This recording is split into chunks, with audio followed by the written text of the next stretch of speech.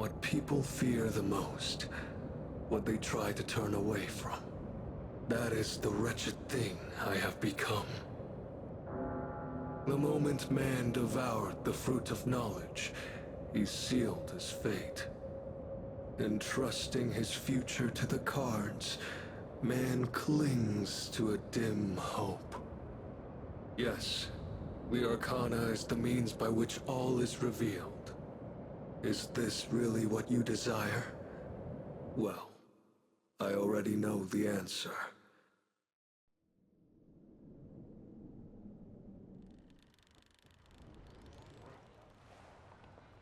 It's a decently sunny day this evening. As you make your way to the train station, you are nonchalantly listening to Peak. Starting tomorrow, your life will be different. As a transfer student, you'll be living in a new dorm and going to a new school.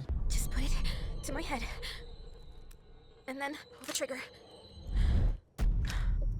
Come on. There's no way I can't! While you were blasting music in your ears, the train's conductor announced that the schedule has been modified due to a rail switching malfunction. You'll be arriving later than expected, but your stop, Iwatodai, is next. You finally arrived. The time is 11:59 p.m. It's almost midnight, and you have to make your way to the dorm you'll be staying in. The clock strikes midnight. Suddenly, the power cuts out across the station. You notice the sky turning a bright, unsettling green, with the moon's illumination casting the entire station in an eerie hue. You're surprised for a moment, but then, you nonchalantly make your way out of the station. When you arrive outside, you notice what appears to be multiple pools of blood. What the hell is going on? Maybe you're seeing things. Maybe you're too tired. Or maybe blasting music in your ears for a prolonged period of time has finally caught up to you. Either way, the dorm isn't too far now, and you have a long day ahead tomorrow, so you have to get going. As you walk across the Iwatodai strip mall, you notice multiple coffins with a red glow spread all around. The area is devoid of other people. It is midnight, so most are probably home sleeping, but it feels as if you're walking in a ghost town. This is the Iwatodai dorm. You finally made it.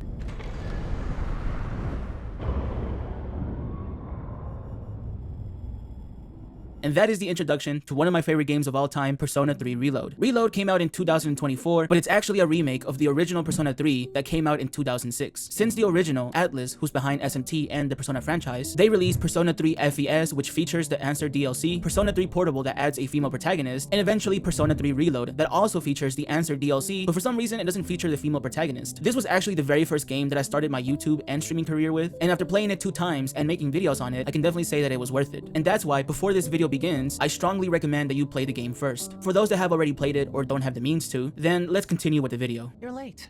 I've been waiting a long time. When you enter the dorm, you are immediately greeted by a mysterious boy. You're confused, however, you go with the flow. He asks that you sign your name in a contract. After signing your name, the mysterious boy takes the contract to inspect it. He then disappears in a weird black mist. Before you can process what just happened, Who's there?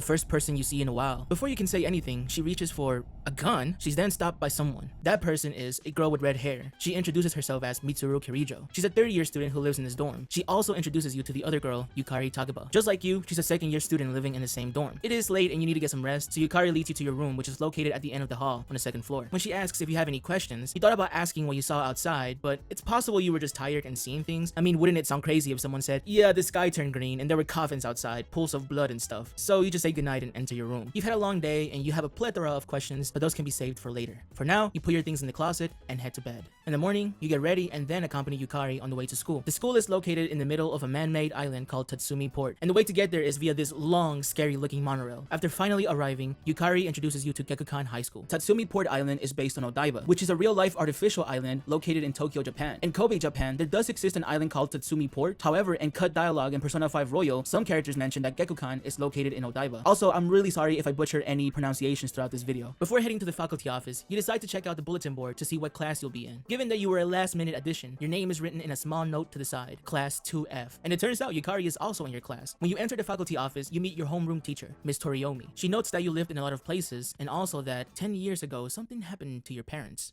After attending the welcoming ceremony and your first day of classes, you're approached by a friendly guy wearing a hat. He introduces himself as Junpei Iori. He transferred here when he was a second year in middle school and is also in the same homeroom as you. Yukari arrives and doesn't seem to be too fond of Junpei. After that, Junpei decides to accompany you on your way out as you head back to the dorm. It was a long first day and a lot of new things to get used to, so you immediately head to bed. On the next day of classes, you are introduced to one of the game's core mechanics, social stats. These social stats are academics, charm, and courage. They can be raised by doing certain activities throughout the city or by even answering questions in class. To max out a stat, you need to reach level 6. However, each stat is different as some require more to max out. We'll go more into social stats later as they're more relevant with another gameplay mechanic in the game. When you return to the dorm, you're introduced to the chairman of the board at Gekukan High, Shuji Ikutsuki. You ask him why he's here and he simply replies that he's here to welcome you. It's a bit weird, but he does appear to be a polite and sophisticated man, so he's chill. Either way, you have to be up early tomorrow for another day of classes, so you decide to head to bed. The time is now 11:59 p.m.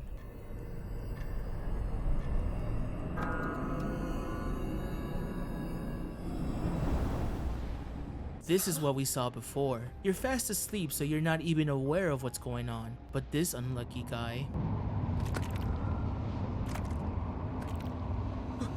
What's happening to me?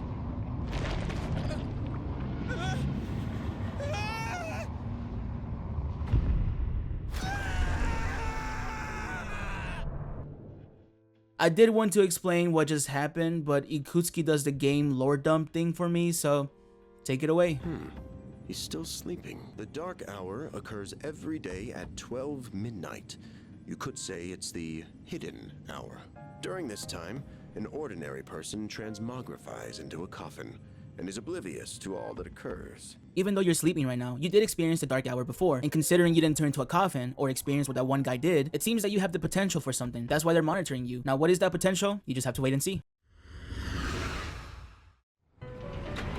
You awake in this strange place. It seems like an elevator that is endlessly ascending with no clear destination. The whole place is covered in a blue velvet, and in front of you, there's a weird long-nosed man. And to his left, there's a woman with white hair and glowing yellow eyes holding a large grimoire. He welcomes you to the Velvet Room, a place between dream and reality, mind and matter. He introduces himself as Igor, accompanied by his assistant, Elizabeth. He explains that only those who have signed the contract can enter this place, and that you're destined to hone in on a unique ability with his assistance. All that he asks in return is that you abide by your contract and assume full responsibility for the choices you make. He then hands you the Velvet Key so that you may come back to the Velvet Room by your own will and proceeds to send you back. The Velvet Room is a recurring location in the Persona series. Igor is the master of this residence. However, his assistance and the room itself changes with every Persona game. The room is usually based on the journey of the protagonist. In the morning, you're left confused about that strange dream you had. Ever since you got here, things haven't been normal. However, there's not much you can do now, so you decide to head to school. After school, Junpei shows you around Polonia Mall. Do you remember social stats? Well, I won't explain how to use them, but I will explain how to increase them. Throughout the game, there's multiple activities that you can do to increase certain stats. However, doing an activity takes a time slot, so you have to pick what you do each day carefully. In Polonia Mall, you can drink coffee to increase your charm, but you can also work at the cafe, which increases your charm and courage. In the Station Strip Mall, you can eat Hagakure Ramen to increase your charm, and a Wakatsu Kitchen to increase your academics. There's more things you can do in a day besides increasing your stats, however, I'll explain that later as it's more relevant then. When you return to the dorm, you decide to immediately head to bed as you feel exhausted. Without even changing, you lay down in bed and fall asleep.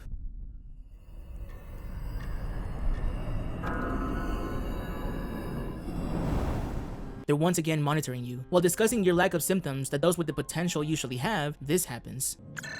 Command room speaking. Akihiko, what's wrong? You're not gonna believe it. This thing is huge. Unfortunately, it's chasing after me right now. I'm almost back. Just letting you know in advance.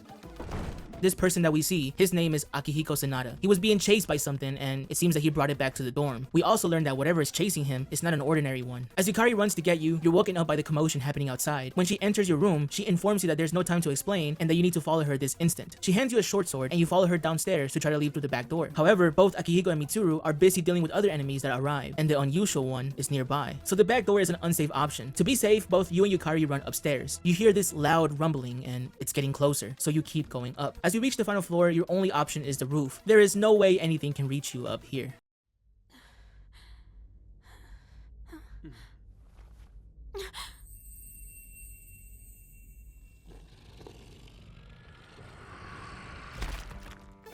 No way!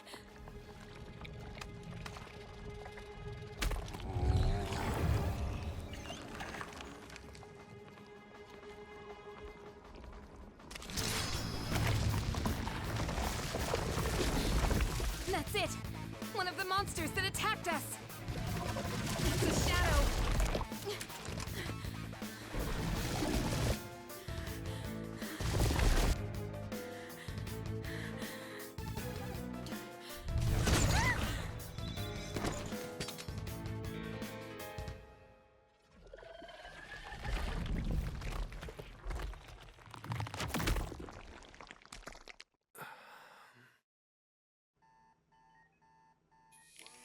It's here.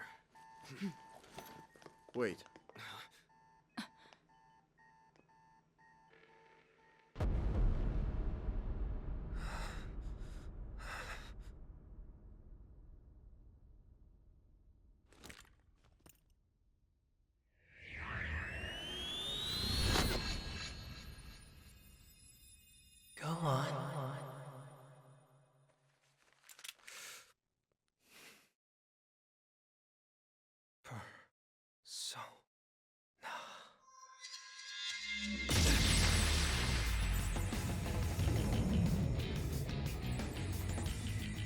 I am thou.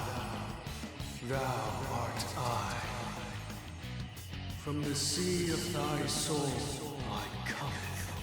I am Orpheus, master of strings.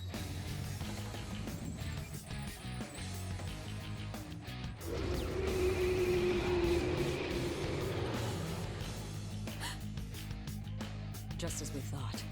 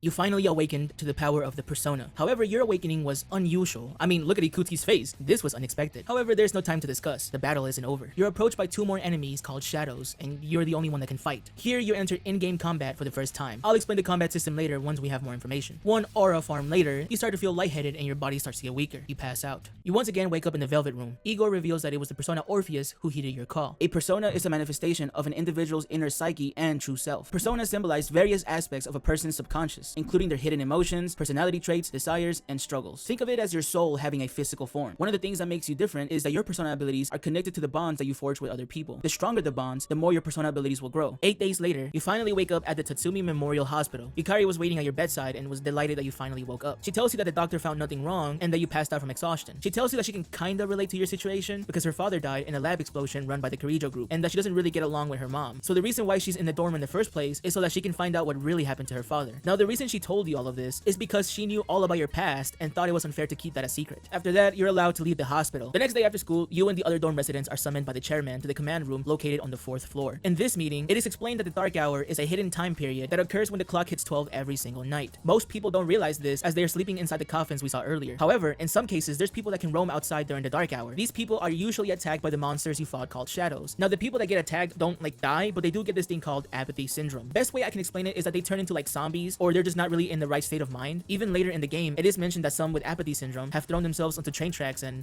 well, you know what happens. People suffering from apathy syndrome are referred to as the lost. I will be using this term interchangeably, so if you ever hear me mention that someone is the lost or has apathy syndrome, they're the same thing. However, in very rare cases, there is people that can roam the dark hour and also have a certain potential, the power of the persona. And that power is the only way to defeat the Shadows. The chairman explains that they are the Special Extracurricular Execution Squad, C's for short. And while they're considered a school club on paper, they're actually a group dedicated to defeating the Shadows. He then invites you to join and without surprising hesitation, you agree. After that, they hand you an evoker and your uniform. Also, this happens.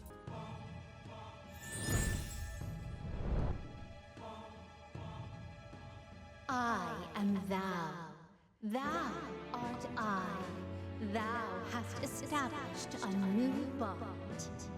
Thou shalt have our blessing when thou choosest to create a persona of the Fool Arcana.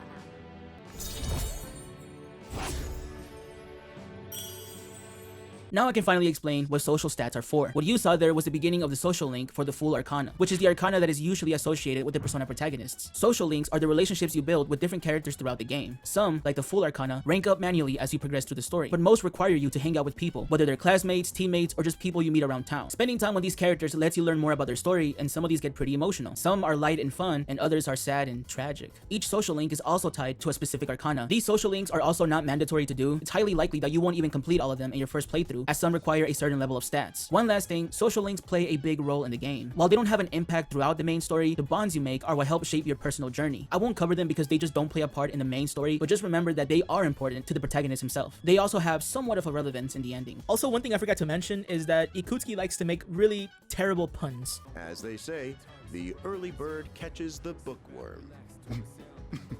Get it? Bookworm? Because you're students? Well then, shall weekend this meeting? You know, because it's the weekend?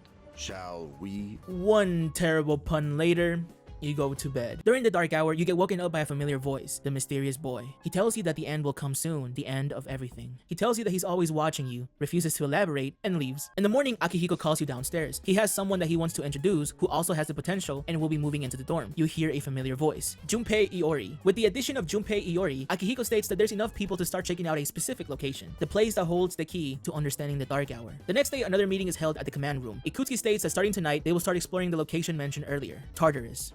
Tartar sauce? What? Tartarus. Tartarus is a massive, mysterious tower that only appears during the dark hour. This place is full of shadows, and the plan is for Seas to enter and explore this area with the goal of ending the dark hour. There's many people succumbing to the influence of the shadows, becoming the lost. The goal is to stop this from getting any worse, and Persona users are the only ones that can make this happen. Tonight, you will enter Tartarus, accompanied by Junpei and Yukari. Mitsuru will also go, but for now, she will only provide support from the outside. Akihiko, who's a boxing team captain and has a lot of combat experience, will also go, but since he's still recovering from his injuries, he won't be joining yet. Also, Ikutsuki doesn't have a persona, so he'll be staying in the dorm. With that being said, let the operation begin. You finally arrived. However, you're standing outside of your school. Confused as to why you're here, Akihiko tells you to wait and see. It's almost midnight.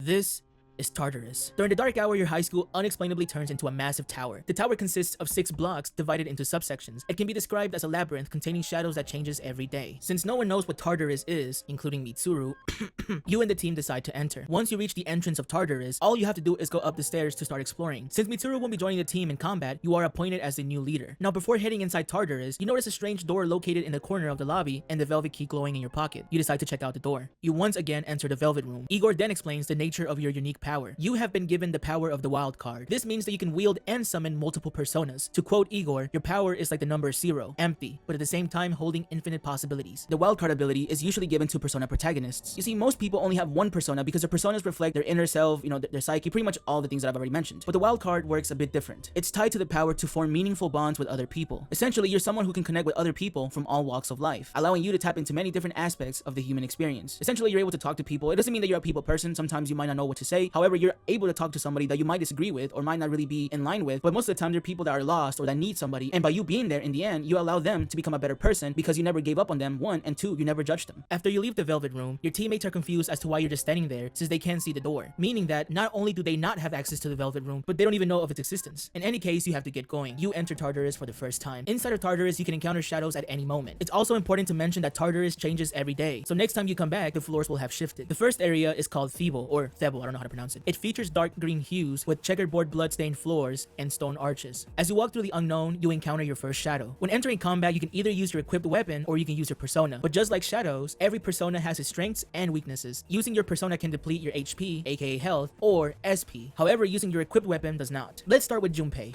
Okay, looks like I'm up. Here goes. Check this out. Persona!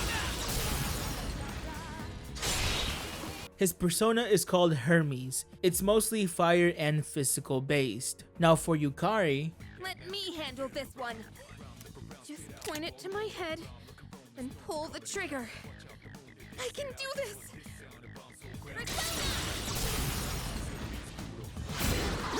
Her persona is called Io, who's mostly wind and healing based. Now, since you're the wild card, your case is a bit different. Your strengths, weaknesses, and stats change based on the persona you summon. When fighting shadows, attacking their weaknesses knocks them down, which allows you to have more turns in battle. You can choose to attack one more time yourself or pass the turn to someone of your choosing who isn't affected by an ailment. If you knock down all the shadows, you can initiate what's known as an all-out attack. Now, I could go more into detail about Tartarus, the Dark Hour, and all that, but the primary focus of this video is the main story itself. I've only been explaining the basics for those that haven't played a Persona game. However, going forward, the story is the main focus. Remember, if you want the full experience, and if you can, please play the game yourself. The following day, you re-enter Tartarus. After going through multiple floors, you reach this area that has powerful enemies. These enemies are known as gatekeepers, and you will often encounter them every few floors. After taking down a couple of gatekeepers, you reach the 22nd floor. If you remember what I said earlier, Tartarus is divided into multiple areas like this, called border floors. You can't go past this floor as the path is blocked, and unlike the rest of Tartarus, border floors don't change every night. So you just have to wait until it's the right time to get past this area. Before heading back, you notice this chest. When you open it, you find the old document 01. The power supply expansion has been completed. What is unusual is the excess wattage. Why would an island with only a school on it need so much power? You don't really understand what this could mean. However, you can't go any further, so you just call it a day. So I'm just here to say two things. Going forward, I'm gonna limit these appearances. I know you're tired of seeing my ugly face. And two, pretty much the game allows you to do social activities like building up your social stats and social links. That means that important story stuff doesn't happen every single day, as the game gives you time to do social stats, social links, and grinding Tartarus or whatever you have to do. So if you look at the top right of the screen, you'll notice that there's a date there. If you notice that I skipped some days, it's because nothing happened in those days. Anyways, with that being said, on to May 1st. After school, Junpei approaches you to tell you that Akihiko's getting checked up in the hospital, and that he asked him to bring the class roster for 2E. So you and Yukari decide to tag along. When you enter his hospital room, you don't see Akihiko. However, you see someone else. A guy with brown hair, wearing a maroon coat and black beanie. You don't know who he is and why he's here, and he doesn't seem like an approachable guy. After Akihiko comes in, he gets a bit frustrated and walks out. Akihiko mentions that he's a friend from school, sort of. Junpei then hands him the class roster for 2E. You chat for a bit and then leave. While you sleep during the dark hour, the mysterious boy visits you one more time. He tells you that soon there's going to be a full moon and that you'll face a new hardship. He once again refuses to elaborate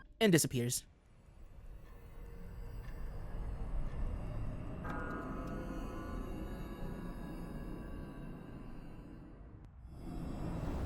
During the dark hour, Mitsuru is in the command room scanning for shadows. Akihiko joins in, and as they glaze your ability to switch personas, she gets a reading. She detects a big enemy, similar to the one you faced the day you awaken to your powers. You get woken up and make your way to the command room. The shadow is located outside of Tartarus, near the train station, and while regular people aren't aware of the dark hour, if any destruction happens, there will be inconsistencies. Akihiko still needs time to recover, so he once again won't be able to join. Therefore, you're once again put in charge, which seems to upset Junpei. While you wait at the station, Mitsuru arrives. She will also not join you in battle, but she will be providing support as her persona abilities allow her to do so. She mentions that the shadow is located inside a monorail near the station. As you make your way to the monorail, you can see Tartarus in the distance. After entering, all the doors shut, trapping you inside. While walking inside, you encounter your first shadow. However, it decides to leave almost as if it's luring you. Junpei is eager to chase it, but you decide to be more careful as you don't know what the shadows might do. However, Junpei decides to take off on his own and follow the shadow. But before you can do anything, multiple shadows appear in your way. Once you take care of them, you catch up to Junpei, who's surrounded by enemies. After making easy work of them, this happens. What the?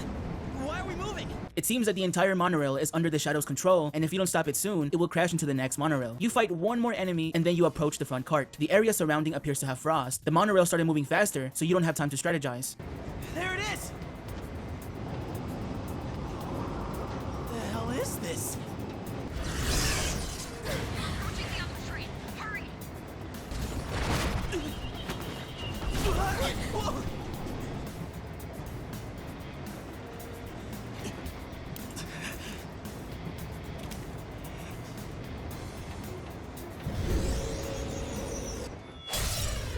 This is the second major enemy you face, the Priestess. She mostly specializes in ice attacks and can also summon shadows. The priority is to stop the monorail from crashing. You have a 30-minute time limit. Wait a minute, that's actually not that bad.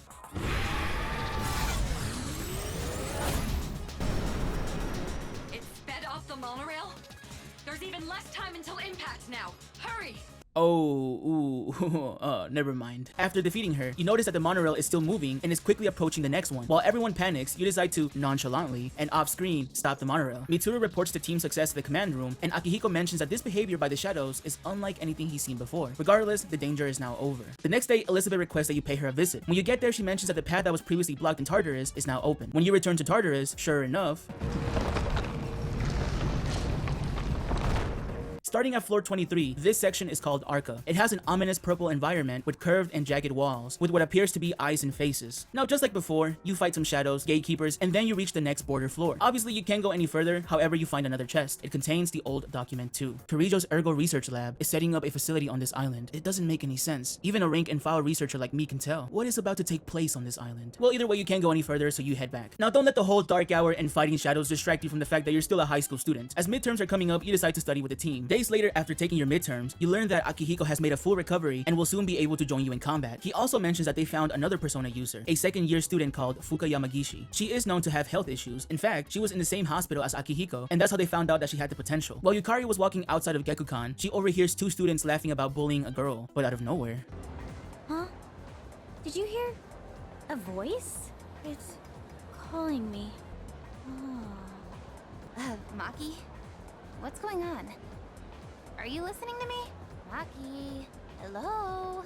Interesting. A day later, you hear some students talking about a second year that was found unconscious in front of the school gates and was taken to the hospital. In the beginning of June, due to recent events regarding the second year student, there is rumor spreading around about a ghost story. Now, honestly, there's nothing that really happens here except this theater play by Junpei, which you and the team completely dismiss and agree to ask around the school to find out what's really going on. That night, the mysterious boy pays you another visit. He tells you that in 1 week, the moon will be full again and that you will face the next ordeal. That Friday, you meet up with Yukari and Junpei to discuss what you know. What you learn is that there were a total of 3 students who suffered a similar fate and had to be hospitalized. Those 3 students hung out late together often, which means that there's some sort of connection. So Yukari thinks it's a good idea to do some research behind the Port Island station, the station outskirts, which is usually a place where not so good people like to hang around. Obviously, you can't let her go alone, so you and Junpei agree to accompany her. When you reach the outskirts of the station, you are approached by the least intimidating individuals, and they do the whole "this place isn't for people like you" type of thing. Now, you probably could have turned around and left, but then Yukari decided to call them scum, and because of that, Junpei takes a punch to the stomach. However, before things could escalate any further, you hear a familiar voice. That's enough. They didn't know what they were getting into.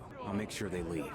You good with that? The guy you saw earlier at Akihiko's hospital room, he did try to be reasonable and said that he would make sure that you leave. However, the guy didn't like that, so he tried to step up to him, but it didn't work out for him. It's revealed that the name of the guy in the maroon coat is Shinjiro Aragaki. Now, Shinjiro does have 70 million power in Rise of Kingdoms, not sponsored, so the other guys ran away. He then proceeds to scold you for being here. He mentions that the girls who were hospitalized hung around here every night. They would brag about all the terrible things they would do to a girl named Fuka Yamagishi, the girl that Akihiko mentioned earlier. Shinjiro then mentions that Fuka might be dead, since she hasn't gone back home in over a week and is still missing. When Yukari asks if Fuka's homeroom teacher knows about this, Shinjiro answers kinda strangely. I get it, Aki. Still trying to make up for the past. It's you who can't let go. Anyways, Shinjiro tells you that's all he knows. One cursed capless Junpei later, you decide to thank him and leave. During lunchtime, you and the team gather at the faculty office. Here we see the girl from earlier that was laughing about bullying a girl. That girl most likely being the aforementioned Fuka Yamagishi, and their homeroom teacher, Mr. Ikoda. When Mitsuru mentions Fuka, the bully, whose name is Natsuki Moriyama, panics. She admits that she liked to bully Fuka, and that on May 29th, Moriyama and her friends locked Fuka in the gym, trapping her inside. That night, her friend Maki was afraid that Fuka would commit, so she returned to the school by herself. But the next morning, Maki was found outside of the front gate. Moriyama then returned to the gym to let Fuka out, and after she unlocked the door and opened it, Fuka was nowhere to be seen. Even though Mr. Ikoda knew the connection between Moriyama and Fuka's disappearance, he chose to stay silent to protect the students and their future, which is such BS. He just didn't want the police involved. Anyhow, Moriyama revealed that all her friends mentioned they heard a voice prior to going missing. This may sound confusing, however, Mitsuru managed to piece it together. It was the shadows. Like we saw earlier, some people are able to become conscious during the dark hour, which usually ends up in them getting preyed on by the shadows. It seems that the voices they hear is the reason behind them being awake during this time. Considering Moriyama may be at risk of this, Mitsuru requests that she stays at the dorm tonight. Also, Mitsuru believes that Fuka is alive and still technically inside the school. Basically, her theory is that during the dark hour, the night that Fuka was trapped in the gym, she wandered into Tartarus. Now, this would mean that she's been trapped in Tartarus for 10 days. However, since Tartarus only exists for 1 hour each night, it's possible that for Fuka, she has only been there for 10 hours. Either way, Tartarus is still pretty dangerous to non-Persona users, so tonight, you will attempt a rescue mission and enter Tartarus the same way she did. That night, you sneak into the school. After finding the key to the gym, you, Junpei, and Akihiko enter the gym to wait for midnight, while Yukari stays outside with Mitsuru to wait.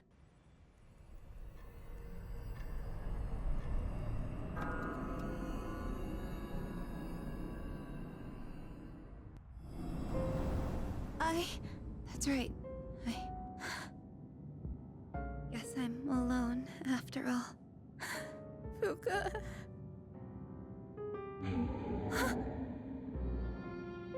No.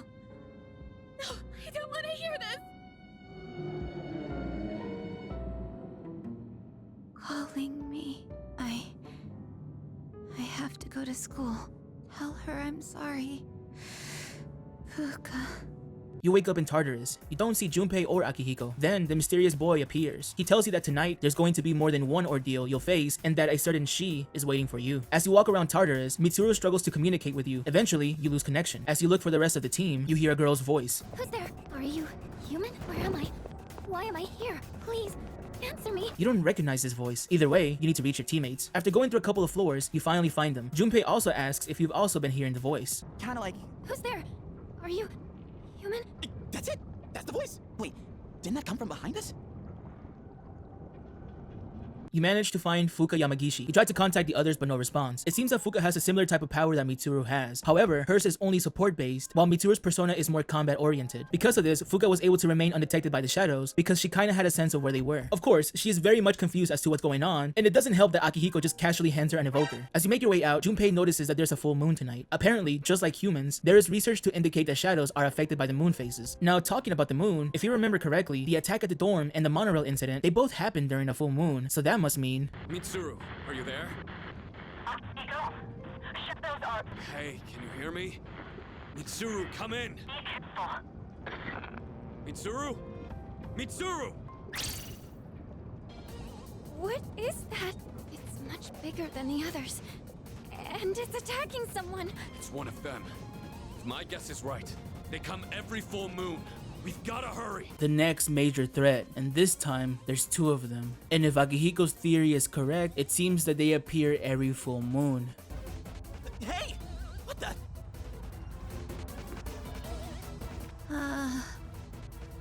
Fuka...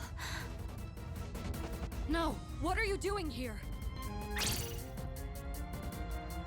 Moriyama-san? Hey! Come back!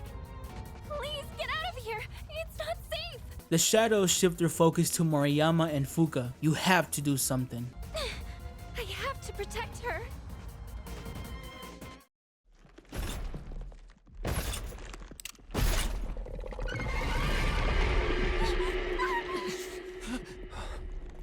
Persona.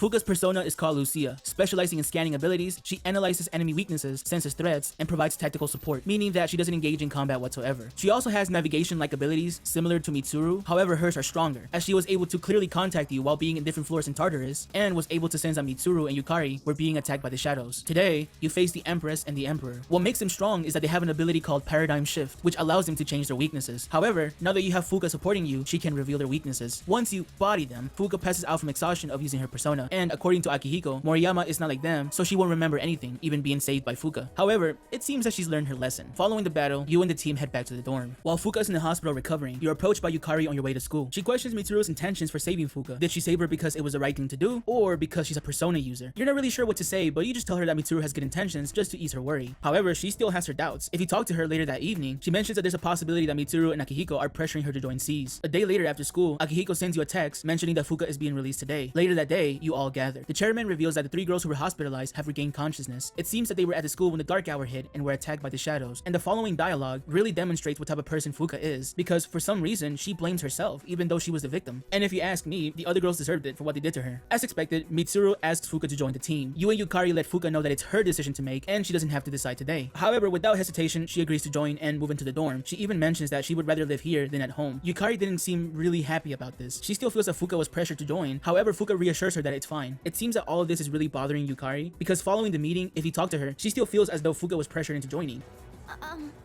Good morning. Hey, look! It's the ghost girl! Quiet, she can hear you! Oh, Fuka, you're here. Moriyama-san? Even though Moriyama doesn't remember that Fuka saved her, she decided to go up to Fuka to tell her that if she has anything to talk about, she can go to her. Fuka, being the kind person she is, accepts that and even tries to become her friend. During the dark hour, the mysterious boy pays you another visit. He once again tells you the end is coming soon and that it's unavoidable, though he believes it's not too inevitable, considering the kind of power you have. He then asks you to become his friend, and you surprisingly agree. He then reveals that his name is Pharaohs, and just like the full Arcana, you begin the next story social link. I wonder what Arcana it is. Oh, oh, okay. Interesting choice. Well, either way, Pharaohs is delighted to be your friend, and he once again disappears.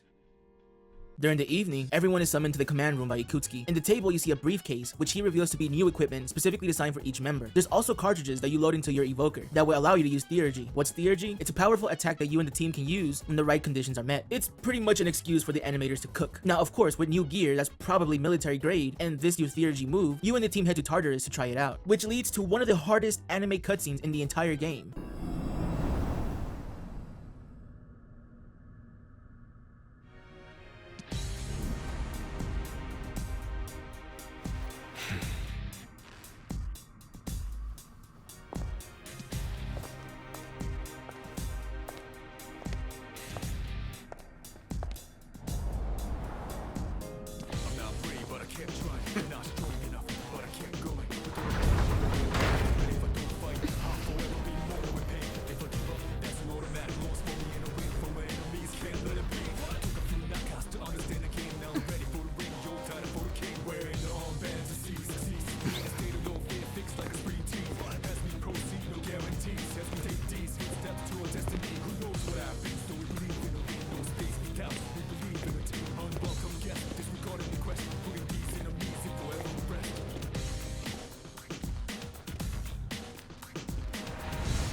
Now, because this is a JRPG, the game has to find a way to cap your party limit, so essentially Junpei is made to stay behind to protect Fuka as she doesn't have any combat abilities. Today is just you, Yukari, Akihiko, and Mitsuru entering Tartarus. And by the way, this will be a thing going forward, only 4 going at a time. While you did have Akihiko in the team earlier, I didn't want to ruin Fuka's big moment, so now I'm going to explain both Akihiko and Mitsuru's abilities.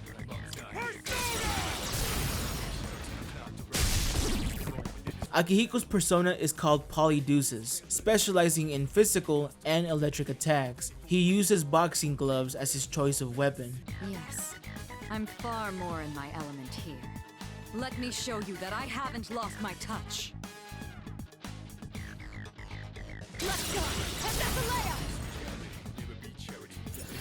Yes, only 2 left! Mitsuru's persona is called Penthesilea, specializing in ice-based attacks and afflicting ailments. She uses a rapier as her choice of weapon. After moving up a floor in Tartarus, you reach this dark area. You're once again separated from the team, however, you're able to hear the others with Fuka's persona abilities, and it seems that everyone is scattered on the same floor. Why now? Fuka, where should I go if I want to... Yukari-chan, look out! Huh? As you walk around, you hear Yukari scream. You immediately make your way to where you heard the scream, and you get in front of her to protect her. However, the shadow uses this to its advantage and gets a couple of hits on you. Yukari, frustrated by her not being able to do anything, decided that it's time to try out the new trump card, Theurgy.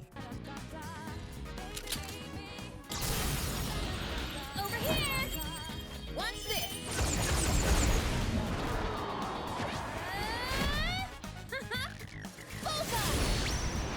She single-handedly takes care of the shadow, and then you regroup with the team and head back to the entrance. In the morning, Elizabeth tells you that the blocked path in Tartarus is now open. When you enter Tartarus, the path opens up in front of you. Starting at floor 44, you continue through Arca, and by now you should know the deal. Shadows, gatekeepers, stairs, and eventually you reach the border floor, located in floor 69. Nice. As expected, the path is blocked, but there is another chest containing the old document 03. A new institution will launch on the island. The amount of money being poured into it is unheard of. I have been told to be part of it. I am worried. I have a bad feeling about this project. The next morning, Yukari notes that apathy syndrome cases decrease after a mission, but start to increase again as the full moon approaches. She once again asks you what you think about Mitsuru and her intentions by having Fuka join. It seems that she's grown to distrust Mitsuru and believes that she's hiding something. After school, Mitsuru tells you that Ikutsuki is summoning everyone to the command room, so you immediately make your way back to the dorm. As you return, you notice Fuka and Yukari playing with a dog. Let it go. His name is Koromaru. While you pet him, a passing housewife lets you know that he used to belong to a priest at the Naganaki shrine. Unfortunately, the priest got hit by a car while walking Koromaru and didn't survive. However, Koro still goes on walks and only stops at the location where his owner was killed. Because of that, he refuses to be taken in by anyone else and...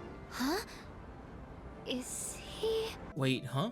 Well, anyway, the chairman will be here soon, so you have to go get ready. You say goodbye to Koromaru and then head inside. During the meeting, Ikutsuki mentions that there's a total of 12 shadow classifications. Each shadow you've seen had a Roman numeral to identify them. This means that there's a total of 12 big shadows that appear during the full moons. And going forward, I will be referring to them as Arcana shadows, since their names are quite literally based on the Arcanas. Ikutsuki is still yet to figure out their motive. However, they don't kill. They feed on the minds of people, therefore causing apathy syndrome. The theory is that by defeating all 12 Arcana shadows, Tartarus and the Dark Hour will cease to exist. Now that means that there's 8 more that remain, and it only gets tougher from here. On a Monday night in the station outskirts, a teenager awakes during the dark hour. He is then approached by the average anime expo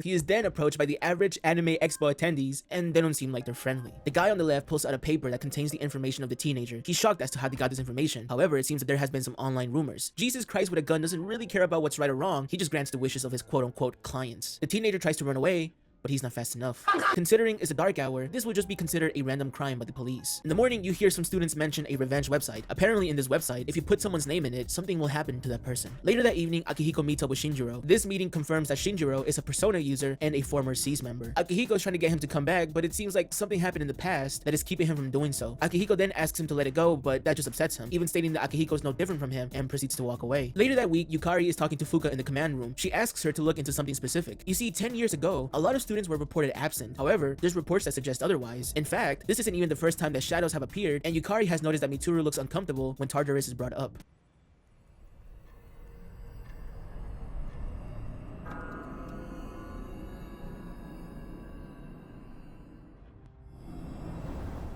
Tonight, July 7th, there's another full moon. As expected, Fuka is able to detect a large shadow outside of Tartarus. It is located in Iwatodai, inside of a hotel. Once you arrive at the hotel, you and the team head inside. When you head upstairs, you see this interesting room, and upon entering, sure enough, this is the Hierophant. His special move is called Doomsday Doctoring. This move instills fear on your team, meaning that you won't be able to attack. Once you finally take care of the shadow, you try to leave, but the door won't open. Not only that, but Fuka senses another shadow in the room. You can't seem to see it, and it's not behind the doors. Something catches your attention, the large mirror.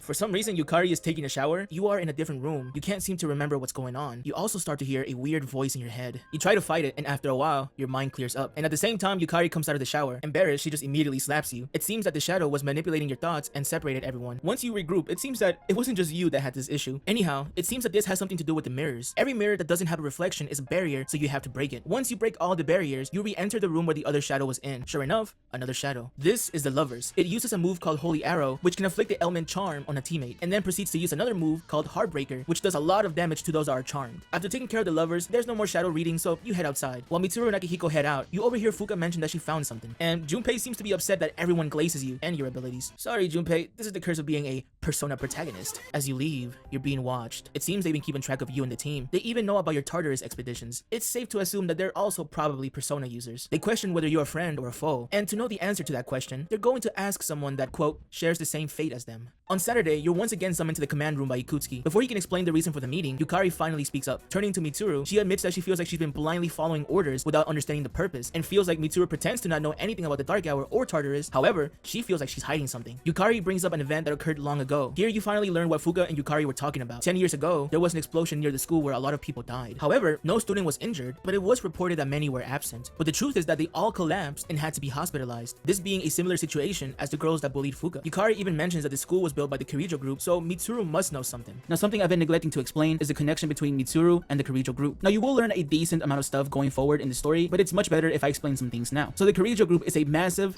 and powerful multinational conglomerate. They're involved in a lot of industries such as pharmaceuticals, electronics, and advanced research. Basically the average rich tech company in a video game or a movie or whatever. Mitsuru's full name is Mitsuru Kirijo, the Kirijo group. Even though you learn this a bit later in the game, it's kind of better I just say it now. Mitsuru Kirijo is the daughter of the current head of the Kirijo group. Now with that in mind, back to the story. Mitsuru didn't have any malicious intent by withholding information. It's tough for her, but it's time that she reveals everything. 14 years ago, the previous head of the Kirijo group, Koetetsu Kirijo, Mitsuru's grandfather, believed that the shadows could be used to their advantage, as they have mysterious abilities that can be used as a source of power. My grandfather was obsessed with the shadows. He wanted to harness their power to create something extraordinary. To that end, he assembled a research team and had them amass a number of shadows. He was collecting them? Damn, that's freaking crazy. But 10 years ago, during the final stages of the project, there was an accident, and the experiment failed.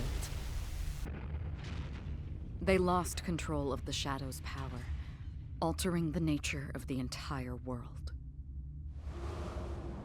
You can't mean... Yes, Tartarus and the Dark Hour.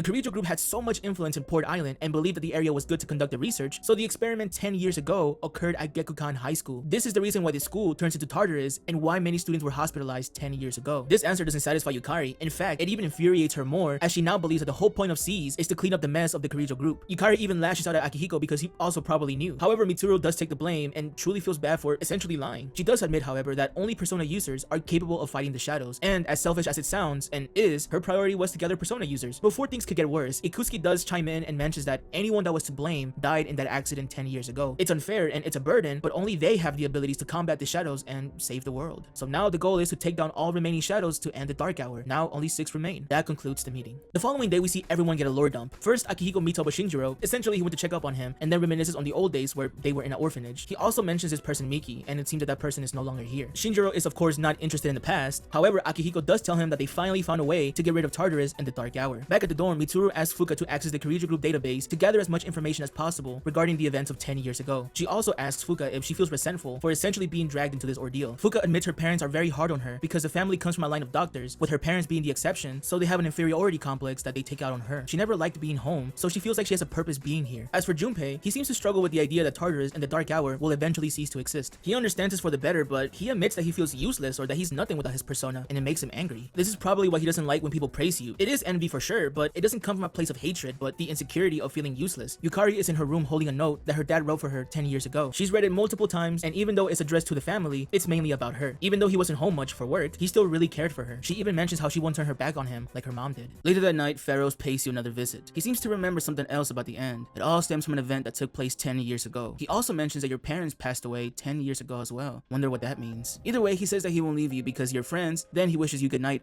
and leaves. The next day when you come back to the dorm, everyone is at the lounge area. However, there's an awkward silence filling the room. Fuka tries to lighten up the mood by bringing up the upcoming summer break and, maybe going to the beach. At the same time, Ikutsuki comes in to tell everyone that during the break, Mitsuru's father will be vacationing at Yakushima and believes it's a good idea for everyone to go. Considering that you know when the next operation will be, you can use this time to take a break. Of course, you need to take care of your exams first. Mitsuru agrees but walks away rather quickly. Yukari catches up to her to apologize about the other day, and Mitsuru is okay with it. However, she does mention that there is one person responsible that survived the event 10 years ago, her father. After easy no clapping your exams, as you walk with the team, Akihiko mentions that there's potentially a new candidate. Ikutsuki then approaches you, accompanied by a kid. His name is Ken Amada. His mom got into an accident 2 years ago, and now it's just him. It also turns out that he has the potential and that he will be staying at the dorm. Basically, he's the new candidate. Akihiko seems oddly shocked for some reason. Anyways, if you visited the shrine around early June, you would actually see both Yukari and Junpei hanging out with Ken. Starting the 20th, you'll be going to Yakushima for 4 days and 3 nights. Whoa! Looks like we're finally coming up on the island! Hell yeah! Ya! Ku! Shi! Ma! Jeez, you sound like a little kid. He's just having fun. Personally, I'm ready for some training. I do wonder, what kind of flora and fauna live there?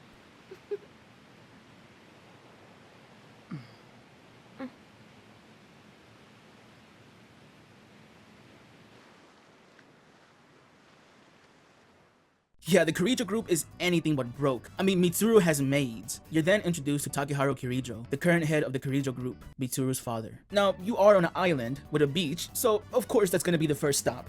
What is he wearing? What is that? While you're on the beach, you get a strange feeling like someone is watching you. Huh, must have been the wind. Later that day, Mitsuru has a conversation with her father. He questions her as to why she kept the truth from the team and why did she hack their database instead of just coming to him directly. He explains that he doesn't intend to hide anything and is fully willing to tell the whole truth. So he asks her to gather the team. Later that day, the team gather in a small room. Takeharu doesn't beat around the bush. He immediately reveals that Koetsu Kirijo wanted to create a time manipulation device. Basically a device that allows you to shape your future exactly how you want it. Koetsu unfortunately became nihilistic and a madman, so the research deviated from his intended course. Takeharu then reveals the only existing recording from the incident 10 years ago was recorded by a researcher at the lab. I can only hope that this recording reaches someone with a conscience. Wait a sec. My employer has become obsessed with a loathsome idea. This experiment should never have been conceived. I'm afraid the damage will be staggering. At this point, it's unavoidable. But I didn't have a choice. If I didn't do this, it could have destroyed the entire world. Destroyed the entire world? Whoever is watching this, please, I need you to listen to me very carefully. The shadows that were amassed here have been dispersed as a result of the explosion. In order to end this, you have no choice but to eliminate all of them. I am the one responsible for this. I knew the risks, but I was blinded by the promise of success, and so I chose to continue without objections. I am responsible.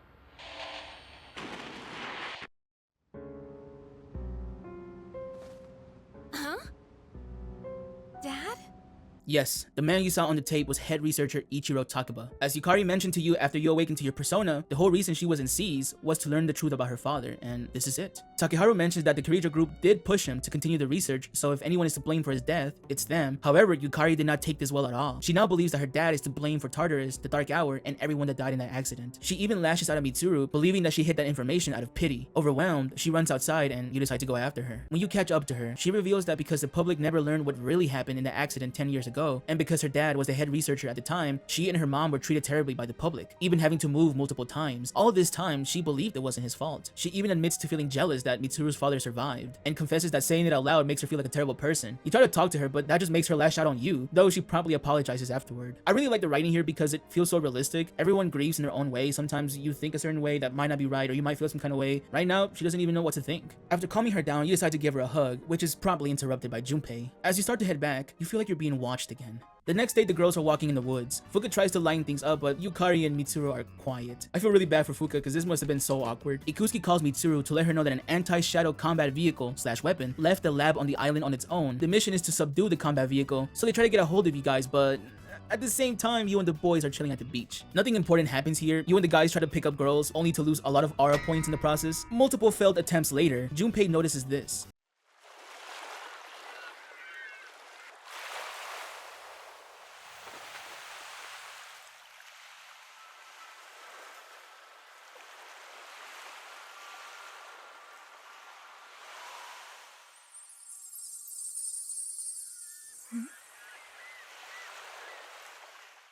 Akihiko and Junpei try to hit on the blonde girl, and after she coldly rejects them, you decide to give it a go. She looks at you and immediately runs away. Now that's relatable. You don't know what you did wrong, so you chose the most reasonable solution and ran after her. Just to clear up the miscommunication, of course. So fellas, if a girl starts to run away from you, chase after her. Why is she doing the Naruto run? Once you reach the end of the woods, she claims that her highest priority is to be by your side, and for some reason hugs you. The girls, alongside Ikutsuki, catch up to you. They let you guys know about the mission to capture the combat vehicle, but according to Ikutsuki, it seems that it's no longer necessary. You see, the girl hugging you is the combat vehicle/weapon, and her name is Aigis. Like Ikutsuki explains, she's a machine with the form and face of a human girl. She is the last remaining of the anti-shadow weapons created 10 years ago. Not only does she have a persona, but she has been assigned to Seas effective immediately. Ikutsuki mentions that in her first year out, she took heavy damage, so she's been in the lab in this island ever since. He hasn't figured out why she has reactivated herself now, or why she's convinced that she needs to stay close to you. Aigis has a form of a girl, but she doesn't really seem human personality-wise. Her expressions are often blank and lack emotion. She understands how humans work, but in a way that's more like a computer. The next day, everyone spends the last day at Yakushima having fun on the beach. In the evening, we find Shinjiro sitting in pain. He is soon approached by those three. The one in the green tosses him some pills, and Jesus with a gun demands information as payment. He wants to know why you're going after the large shadows during the full moon. Shinjiro hesitates to answer, but Jesus with a gun reminds him he needs those pills. That pushes him to explain that you're trying to eliminate Tartarus and the Dark Hour. This information shocks him as he can't fathom why would anyone want to get rid of their power. Days later, they approach him again to hand him pills and make it clear that they know you've got a new member. They even call her a pet. It also seems like they've confirmed that what Shinjiro told them was true. That being the case, Jesus with a gun claims that they're going to have to get involved, and if Shinjiro is working with you, then he's going down too. But Shinjiro insists that he's done with Seas. Before the Yakushima trip, Elizabeth told you that the path in Tartarus was open. So now that you're back, you decide to head into Tartarus. This time, you will have Aigis in your team.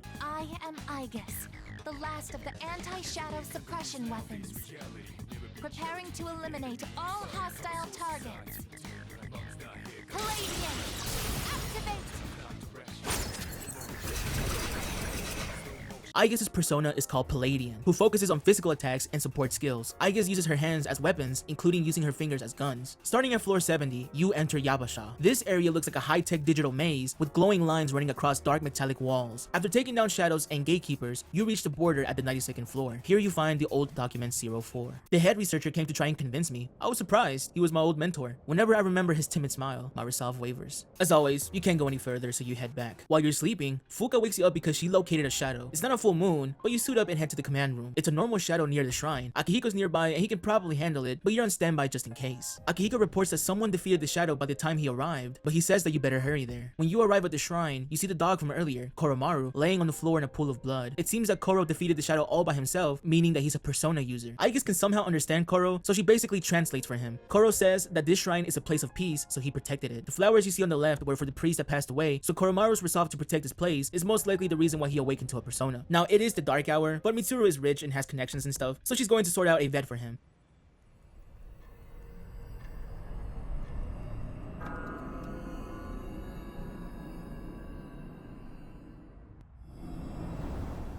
Fast forward to August 6th, there's another full moon tonight. As expected, Fuka is able to locate a shadow in the northern part of Iwatodai. However, the reading is coming from 10 meters underground. Apparently, there used to be a military underground facility that is now abandoned. Once you reach the entrance of the facility, you hear a mysterious voice. Oh, well done. Is the guys we saw before, and for some odd reason, Fuka wasn't able to sense them. Here they finally introduce themselves. Jesus with a gun is named Takaya, and the nerd to his right is Jin. They call themselves Strega. Their goal is to stop you from ending the Dark Hour. If the Dark Hour ends, then they lose their powers, which is something that they do not want. He feels like the powers they received are a blessing, and that the shadows don't make a difference, as humans will always destroy each other either way. He even assumes that some of your members may feel a sense of fulfillment with these powers, and that without them, their lives are ordinary and pathetic. Instead of a full-on confrontation, they instead lock you in the facility. However, there's no need to be too alarmed, as you were there to take care of the shadow anyway, so you'll just have to deal with this later. For now, the operation is the priority. As you descend deeper underground, you notice old military equipment, but more importantly, there's what appears to be fresh thread marks. After following them, you finally reach the shadow 33 meters below. This one is strange. It looks like one shadow, but Fuka senses two. Even scanning it, it's just called tank form shadow. However, once you get it to low health, it separates, revealing both shadows. The large one is called Chariot, and the turret is called Justice. Both shadows mainly focus on using physical damage. One easy clap later, Mitsuru asks Ikusuki for help in getting out. This wraps up the operation. The next night, Pharaoh pays you another visit. He seems to remember a bit more about the end. It won't happen because of one person in particular, but rather because there's many who wish for it. He finds it strange that people wish for the end. However, he understands that if someone is unhappy, they might want things to be over sooner than later. He also says something strange, and it's best that I let him say it. Soon, the flowers of poison will bloom. 3 in the rival garden, and 1 in your own. I don't know if this has anything to do with the end, but you should be careful. You don't really know what that could mean, but you know Pharaoh's. He refuses to elaborate and leaves. The following evening, Mitsuru summons the team to the command room. As you enter, you notice Koromaru wearing a weird collar. This is essentially an evoker for dogs, so that he could use his persona. He's pretty chill about it, and you now have a new C's member. Earlier that day, Elizabeth notified you about the border opening up, so you decide to head to Tartarus. Oh, look at his gear. Koro-chan's collar is working. He can summon his persona.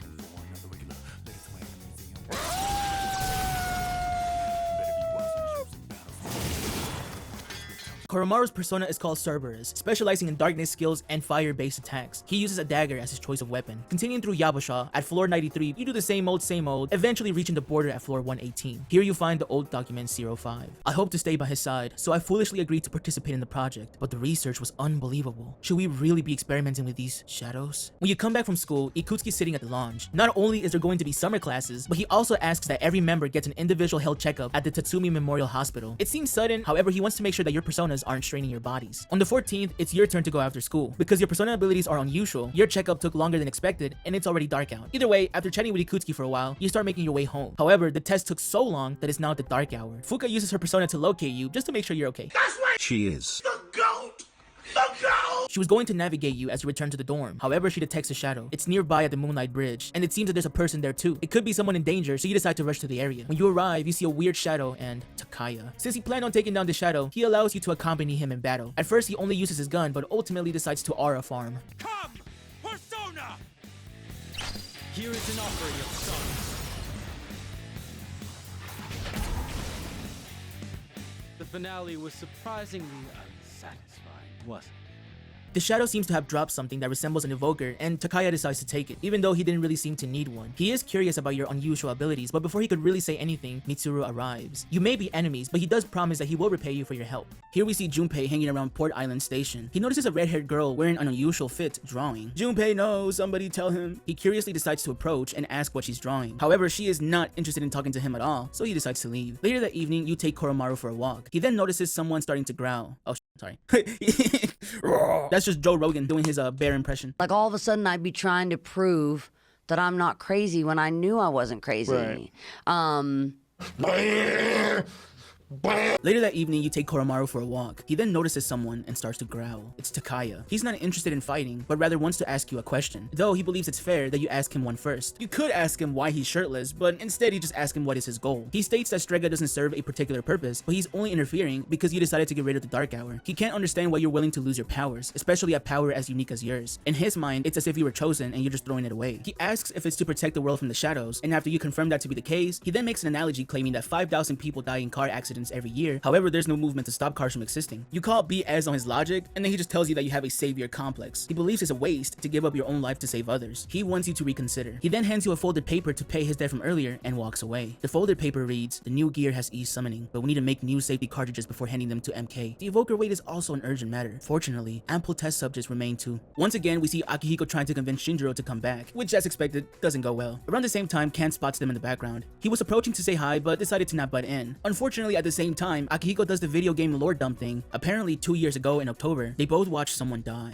Shinjiro has been blaming himself ever since, which is why he's not part of the team anymore and why he hangs out behind the station. Not because he likes being there, but because he's carrying around a ton of guilt. He just wants to forget it ever happened. Now, for some reason, Ken was very shocked by this revelation. I wonder what's the connection. Later that week, you're once again summoned to the command room. According to Ikutsuki, Ken has enough potential and will be added into C's effective immediately. This of course raised some concerns due to his age, but it seems that it was Ken's idea to join. Akihiko didn't really seem to be too fond of this idea, though he didn't say anything. The next day, Junpei is hanging out at Port Island Station again. As he's mumbling to himself about school, he spots the red-haired girl. Curious, he decides to approach her one more time. She's of course not happy about this, but he tries to make small talk by asking about her drawings. However, she is quite dismissive in her tone, like, "I'm just drawing, it's not a big deal" type of way. Though Junpei does ask to see it once she's done and walks away. 2 days later, he approaches her again. He introduces himself and asks for her name, but she doesn't respond. Instead, she quietly closes her sketchbook and starts to walk away. That's when Junpei notices she's bleeding from her hand. Panicking, he scrambles to find a way to stop the bleeding, which catches her off guard. She calls him weird, but for the first time, she shares her name, Chidori. She tells him she'll be finished with the drawing soon, and if he really wants to see it, he knows where to find her. In the beginning of September, Aikis will now be attending Gekukan. Nothing really important happens here. It's just funny how she stares at you after school. She's still a long ways from being human-like in personality, but she's trying, okay? In this scene, the main character says, "That ass better not crack under pressure." Usually, people's asses are already cracked. Yours is as well, right? The next day, Akihiko asks that you accompany him on a matter. He meets up with Shinjiro, which irritates him. However, Akihiko tells him that he's not taking a no for an answer this time. He tells him that Ken joined the team, which seems to really shock him. He asks if it was Ken's decision to join, and after Akihiko confirms, he decides to join back. That week, Junpei approaches Chidori and asks about her hand. She doesn't respond, but then he notices it has completely healed, no scars, no marks. Then, out of the blue, she turns to him and asks, "What do you do to feel alive?" At first, he's caught off guard and isn't sure how to answer, so he tosses the question back at her. But she simply says that she doesn't understand herself. Eventually, he admits that he loves to play the hero. He even brings up the Dark Hour, proudly mentioning how he protects the world from, quote, monsters. This was kind of a joke by Junpei, as any regular person would be confused by that, or would just think of it as a joke. However, we the audience know that Chidori knows about the Dark Hour. Therefore, she vocally recognizes that he's fighting even though he'll never get recognized for it. This seems to actually impress her, which makes her slightly smile for the first time. Although, she does ask him to tell her more. Could this be because she's actually interested, or does she just want more information? Junpei, understanding that the C's operations are meant to be top secret and taken seriously, without hesitation, tells her virtually everything. He even has the audacity to say that he's the leader, and without him, everything would fall apart. Which we all know that role belongs to Koromaru. Chidori gets up, thanks him, and mentions that she'll see him tomorrow. Wait, isn't tomorrow? It seems that Junpei went to check the station, but Chidori wasn't there. He wanted to go back and check, but tonight there will be a full moon, so he has to go get ready. As he turns around, he hears a familiar voice. Don't move. Huh? Wait. That voice.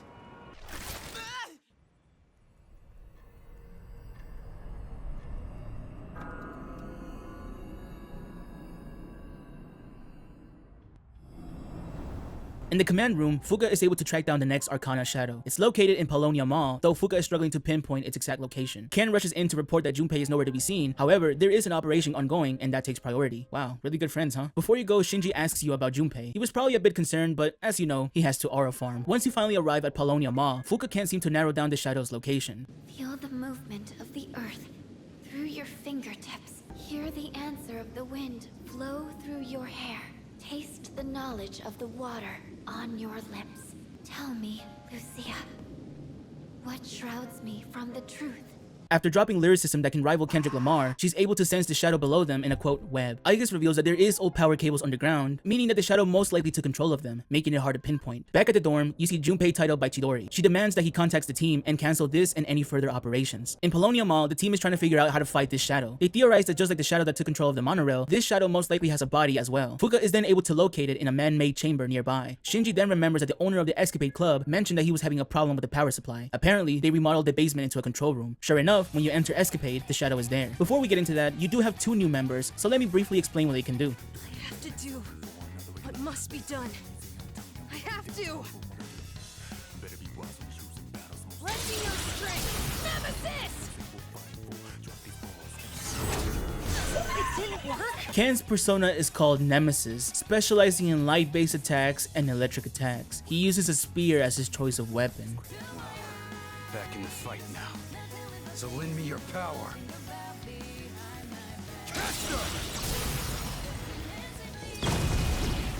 Shinjiro's persona is called Caster. He specializes in heavy physical attacks and uses an axe as his choice of weapon. Back to the fight, this is the Hermit. It uses its cables to charge up for a powerful electric attack. However, landing hits on it will drain its charge. Towards the end of the battle, the shadow gets supercharged and very powerful, but you make easy work of it. Post-battle, Fuka announces that she was able to sense Junpei, but something feels off. She asks the team to hurry back just in case. Chidori is somehow able to sense that the shadow has been defeated and is confused as to why Junpei didn't stop it. Junpei then admits that he was never the one calling the shots, and even if he tried, they wouldn't listen to him. This makes Chidori upset, not like mad upset, but more like disappointed at being lied to. He then asks if everything, like their meeting at the station, the cut on her hand, and the drawing, were all an act to set him up. Junpei is visibly hurt about this, and Chidori didn't really seem like she was trying to hurt him, but before she could say anything, you and the team arrive. She then takes out her evoker to call her persona, but Junpei decides to stop her. It seems that neither Ikutsuki or Fuka were able to detect her, most likely due to her persona abilities. Right now, she's not stable enough to talk, so she will be placed in a hospital room and interrogated later. The following day, Mitsuru and Akihiko are interrogating Chidori at the hospital. She doesn't respond to them at all. Instead, she just keeps drawing in her sketchbook. Junpei walks in to check on her. Mitsuru asks Chidori how she acquired her evoker, which sends her in a frenzy, begging that they return it, or rather, return her persona back to her. During the dark hour, we see Strega in an undisclosed location overlooking Tartarus. Jin wants to help out Chidori, but Takaya doesn't want to make any hasty decisions. Without Chidori, they don't have a navigator, so their objective is to get her evoker first. We also finally get an answer about the evoker that the shadow dropped earlier. This is a prototype evoker. Unlike the ones that C's use, this one allowed a user to use a persona, with the cost being that it was extremely difficult to control, especially for those that had the power forced onto them, Strega being victims of this. During that time period, it was common that personas kill their own users. This evoker we see here is an example of that. Also, if you're confused about the prototype evoker, or people getting personas forced onto them, it will be explained later. Jin admires Takaya's ability to summon his persona without an evoker, but he just brushes it off, claiming your power is far more intriguing. He even wonders out loud if he's developed some sort of attachment to you, before cutting himself off with a villainous laugh.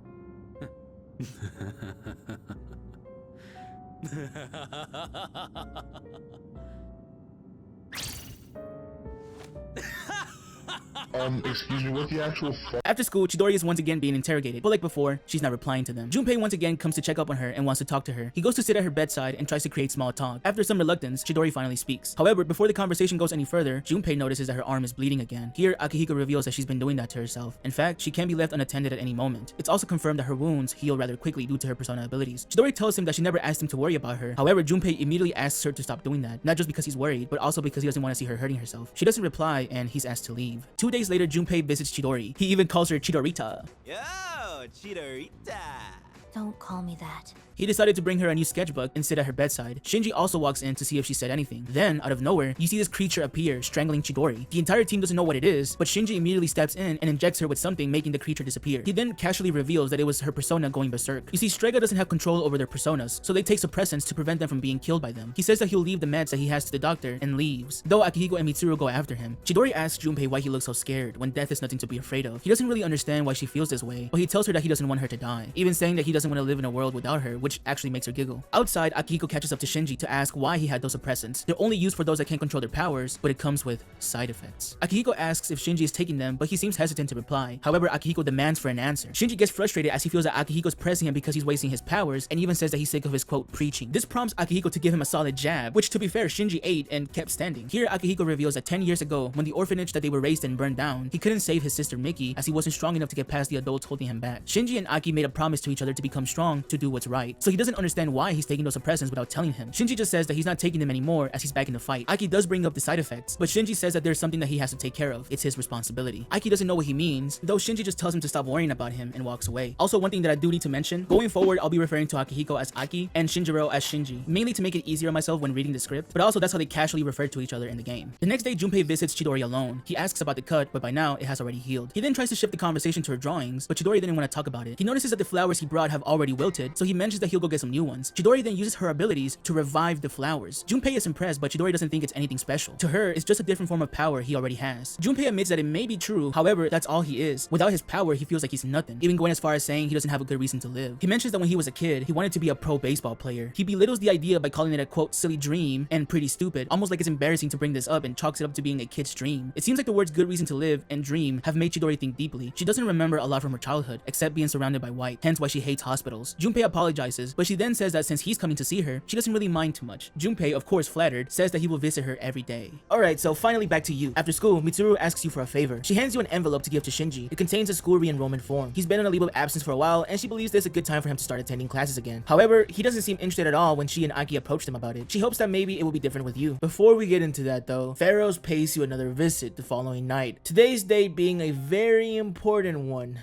To me. I mean, this game takes place in 2009 and I was born 2003, making this my 6th birthday. Wait, it's possible some of y'all weren't even born yet. Holy fetus, go watch Cocomelon or something. Oh, he's going in. Anyways, Pharaohs mentions that he's been thinking about Tartarus lately. He's also conflicted on whether your relationship with him stays the same or if it will evolve. Either way, he says that no matter what, he will be your friend. In the station's outskirts, you meet up with Shinji. He doesn't seem very delighted with your presence, but either way, you hand him the re-enrollment form. He very quickly picks up on the fact that this was Mitsuru's idea and tells you that you should learn to say no and think for yourself. He tells you to leave, but as soon as you walk away, he stops you. He thanks you and with a slight smile tells you that he'll treat you to a meal sometime. The next time you meet up with him, he invites you to get ramen. He tells you that he's doing this to keep his promise, as it's bad for his conscience to not do so. He doubles down on that by stating that you should never go back on your word. He then admits that he respects you for being straightforward and not taking BS from anyone. After that, you both decide to eat so the noodles don't get soggy. As you approach the dorm, you run into Mitsuru. Before Shinji walks into the dorm, she stops him to ask about his plans on coming back to school. He says that he doesn't have any business there, which makes her question why he decided to come back here now, though she quickly apologizes for involving him and Aki in this. Shinji replies by saying that it was his decision to join her back then, and whatever happened after that has nothing to do with her. Then we see Aki pull up. He tries to make a joke about the situation while not being able to read the room, which makes Shinji walk off and Mitsuru going after him. 2 days later, Shinji calls you to the outskirts. When you arrive, he hands you a form, not to return to school, but to extend his leave of absence. You agree to deliver it to Mitsuru, and he thanks you, promising to treat you later. Aki shows up, once again cracking a light joke about him not going back to school, and how you and him might be in the same grade soon. But Shinji cuts in, saying that he'll be done with the battle this year, and doesn't have a reason to stay enrolled after. Aki turns serious, reminding him of a certain promise to him and Mitsuru, but Shinji brushes it off and walks away. Aki is surprised though that Shinji asked someone for help with something. It seems like he really trusts you. The next day after school, you hand the form to Mitsuru. Upsetting as it may be, she isn't really surprised. She does feel like she owes you an explanation, so you follow her to the student council room. She explains that C's originally started with 3 members. During middle school, she invited Akihiko to join, with Shinji following him soon after. They were new and inexperienced, barely getting past the entrance of Tartarus. Due to recent events, she can't help but live in the past, revealing that soon after they became a team, they promised that they would graduate together, no one left behind. This is why Shinji's attendance is so important to her. Giving you the paper was her last-ditch effort, but it didn't work out. So she will begin the process of extending his leave of absence. Here the game presents you with 2 options. You can either say nothing, or you can decide to stop her and take back the form. Taking the form with you allows you to visit Shinji later that evening. When you go meet with him, he gets surprised by seeing the form, but he doesn't get angry. Rather, he invites you out to eat. He asks why you still have the form, and you tell him that you just couldn't hand it over. He respects your decision, but reaffirms that he won't go back to school. He seems to really trust you, as he reveals that he won't live much longer. He's taking medication, but that won't last forever. He feels like he deserves this outcome, and there's nothing that he can really do. After eating, he mentions that it may feel like he wasted your time, but it's the memories that you make with people that stay and allow you to get through struggles. At the same time, the mistakes you make are the ones that haunt you forever. He wants to make things straight, and he doesn't have the time to do anything else. You then remind him to keep his promise. This catches him off guard, but he also appreciates it. He appreciates that you're being real with him instead of staying silent to spare his feelings. He even says that you're something special. However, he feels like your time should be spent on something else rather than him. He promises to do the best he can to help, but after that, he's counting on you. He decides to hold on to the form and pay for the meals. The following day, after-school activities are cancelled due to a typhoon. As you head back to the dorm, you encounter someone, Takaya. He wants to have a chat somewhere, and for some reason, you decide to follow him to the station outskirts. I get that this is for story purposes, but what's the logic behind that? Oh yeah, let me follow some shirtless guy with a gun who clearly doesn't like me. Like, okay. Anyways, he starts off by asking about Chidori, even wondering if you already killed her. You tell him that you don't kill people, which is possible that he already knew this. He was mostly trying to see if you knew about the suppressants. The power of the persona is not meant for everyone, even those that had it forced onto them. He believes that it's the power that makes you who you are, even acknowledging that you were, quote, graced with the ability to summon multiple, and yet you're willing to throw that away. To him, you trample on everything he stands for and goes on to call you arrogant. Realizing that you won't change your mind, a battle is unavoidable. He grabs his gun as if he's he's going to make a move, but he would much rather wait for later. That night, as you sleep, Igor summons you to the Velvet Room. It's been a while. Your last conversation with him was back in April. He's dropping in to see if you've been making good use of your abilities, but that's not the only reason you're here. Igor reveals that he senses a great catastrophe in your future. To prevent the loss of someone with your potential, he's unlocking access to more personas that were previously unrevealed to you. Catastrophe aside, this is basically an introduction to a new game mechanic. Elizabeth calls you to let you know that the border in Tartarus is now open, so you decide to go. Starting at floor 119, you enter Saya, or Sia. Wait, Playboy Cardi? Sia. This area looks like an ancient desert ruin, with golden sand covering the ground and crumbling stone pillars scattered around. The whole place glows with a warm amber light. The routine is the same as always: take care of shadows, go up in floors, gatekeepers, and reach the next border, located in floor 144. As expected, here you find the old document 06. So, I was right after all. These shadows didn't just come from anywhere. They're born from humans themselves. If my theory is correct, collecting shadows would mean... After this, it's smooth sailing, as they say, until it reached October 4th. But before we go any further, as you can see here, I'm a very small channel, and even though I'm still new to this kind of content, I would like to make more videos like this. So all I ask of you is to hit the subscription button and maybe like the video, as it would really help me out a lot. In fact, this is not a request, this is a demand, because if you don't...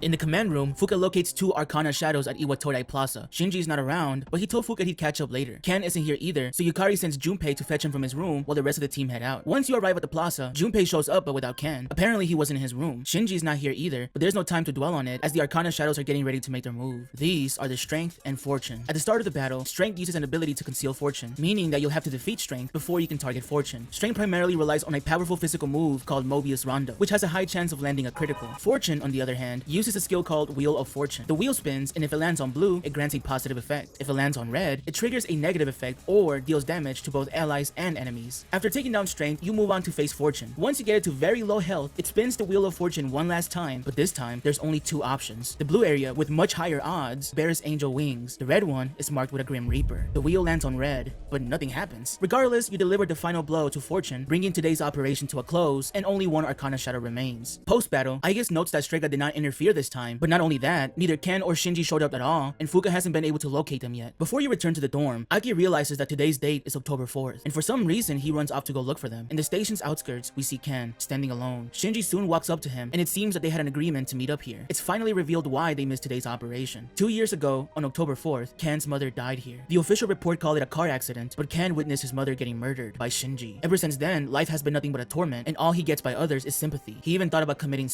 but he couldn't face his mother like that, so he made it his life goal to find and kill the one responsible. Back at the dorm, Junpei asks why today's date is so important. Mitsuru finally remembers what today's date means. Here we get more context as to what happened on that day. As they were hunting down a shadow 2 years ago, Shinji, who had just awakened to his persona, lost control of it for a moment, and unfortunately, there was a casualty: Ken's mother. Mitsuru finally realizes that this was most likely the reason why Ken decided to join C's. Fuka then manages to pinpoint their location, but she also senses someone else approaching them, and it's not Aki. Mitsuru suddenly runs off, and you and the team decide to follow. On the outskirts, Shinji tells Ken to go ahead. He doesn't plan on stopping him. He admits that he just wanted to forget. That's why he left everything behind and took the drugs to suppress his power, but no matter what he does, he always ends up back here. He takes the blame and believes that this is what he deserves. However, he does warn Ken that if he goes through with this, he better be ready to be just like him. Of course, Ken isn't having any of this, but at that moment, we hear a familiar voice: Takaya. These are not his sins to bear. That is the nature of revenge. Is it not permissible to kill those who are themselves killers? Considering that C's took Chidori, Takaya can't ignore all the chaos that you've caused, so he's here to eliminate not just Shinji, but Ken as well. When Shinji hears this, he immediately steps in front of Ken to shield him. With a mocking tone, Takaya remarks that Shinji was doomed to die anyway, whether Ken got his revenge or not, due to the effects of the suppressants. This comment hits a nerve with Ken, as he realizes that Shinji was already dying, making the idea of killing him now feel pointless. Takaya then adds that the cause of death doesn't even matter. While it's never fully explained or confirmed, I feel like Takaya might have an ability to sense the life force of others, as he implies that Ken's life was already faint, suggesting that Ken intended to commit after carrying out his revenge, which catches Shinji off guard. This may be a bit ill-timed, but no matter.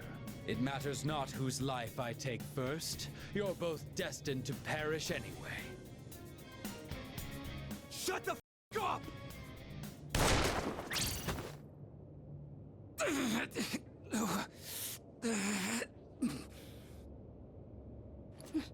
No. Takaya shoots Shinji in the stomach. He then demands to know who the navigator of seas is, likely planning to eliminate them. He threatens Shinji and kicks him to the ground. Struggling to speak, he insists that there's no such person. That's when Ken steps forward, claiming that it's him. He even adds that the only reason they allowed a kid in the group was because of his abilities. Shinji tries to stop him, but Takaya kicks him again. Ken then says that since he'll never get his revenge, there's no reason for him to keep fighting. This only excites Takaya, who declares that Ken will be the first to die.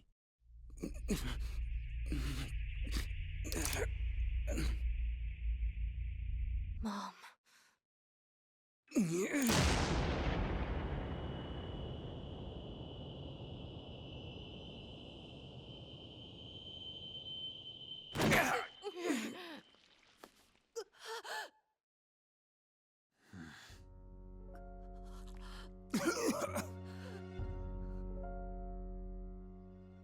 Just what was that for? What reason could you possibly have to risk your life for this child? Shinji! Your companions? How very unfortunate. The fun had just begun.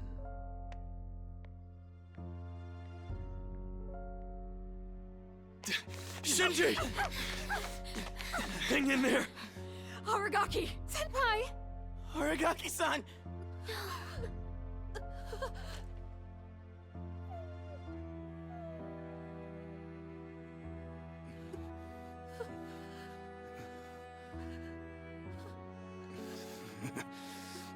What's with the long face? Isn't this exactly what you wanted? It's all right. Hold on to that anger. Let it be your strength. You've still got your whole life ahead of you, don't you, kid? From now on, you're gonna have to live for yourself. But I can't.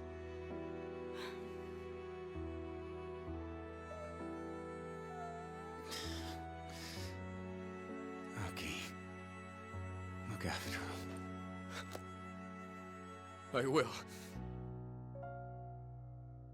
This is how it should be.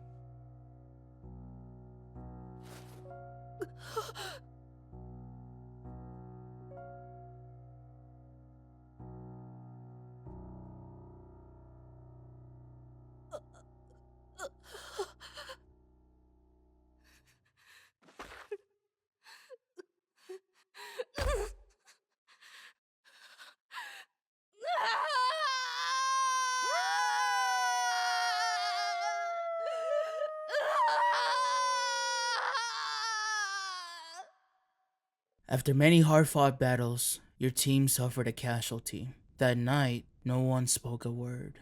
A memorial service is held for Shinji at Gekukan High School. Neither Mitsuru or Aki are here. After school, Aki visits Shinji's memorial when no one else is around. He starts off by talking casually, saying that he was wondering what ramen tasted like while skipping classes. Then his tone shifts. He asks why Shinji ran off on his own without saying anything, and he should have considered how he felt. But deep down, it was actually the other way around, and he was the one that was running, obsessed with getting stronger, thinking that if he just pushed himself hard enough, he could protect everyone. But he was wrong. He lost him anyway. All that fighting, all that effort, and in the end, it didn't change anything. No matter how strong he was, he couldn't stop this from happening. That's when it finally hits him. Aki falls to his knees and breaks down. He knows that Shinji would tell him to stop crying, so he gets up, vowing to not run away from who he is. This resolution in his heart allows his persona, Caesar, to become Polydeuces. He says his goodbyes and mentions that he has a job to do, and then walks off. Okay, so let's talk about some things, starting with Shinji. At first, he may have appeared as a mean and abrasive person, especially in the way he talked, but I believe that there's two reasons for that. Ever since the incident from 2 years ago, he's been living with the guilt of murdering someone. Even if it wasn't intentional, he never forgave himself for it. With all the things that he had going on in his head, it's not easy for someone to just be happy-go-lucky and positive all the time. Also, this might be a stretch as nothing really confirms this in the game, but I also think that he acted this way to put people off, especially since he knew that he was going to die from the suppressants. He probably did a thing where he wanted people to not like him, so when he would die, no one would miss him. However, he wasn't entirely dismissive at all. In fact, he's fully willing to teach you how to cook and tend the garden with you. Did I mention you had a garden? It's pretty cool. It's clear that he cared for his friends, but was probably hesitant to show it as he knew he didn't have much time left. What kind of proves this to me is how he acted around Koromaru, even breaking character in front of you at some point.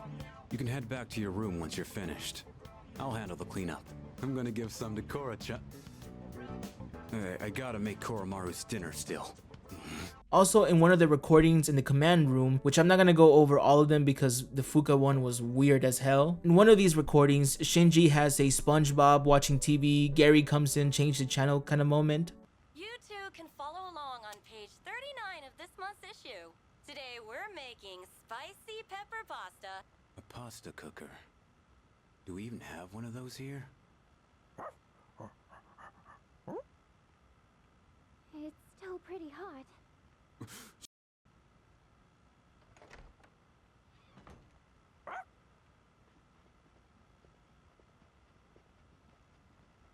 We have returned. Oh, shh. We should be quiet. It looks like Aragaki-senpai's asleep. He says Aragaki-san is not asleep. Huh? Senpai's magazine. It's the monthly guide to the family cooking show. Does Aragaki-senpai enjoy cooking shows? Aragaki-san frequently watches programs like... It's okay, I guess. Come on, let's go. Damn. Forgot you can understand dogs. Aw, don't sweat it. It ain't your fault. Don't worry, Koro-chan. Next time, I'll make you something too.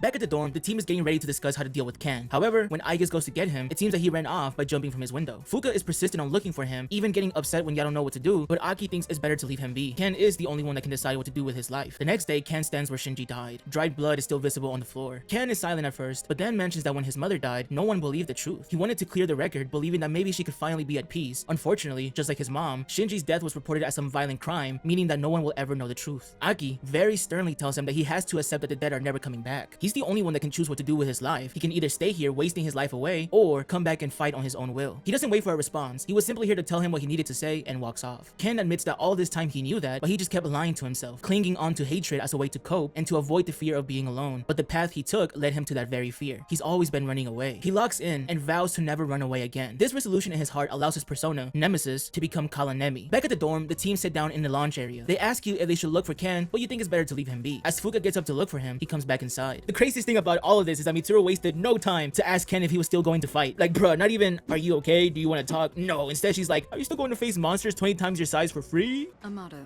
will you continue to fight? Yes.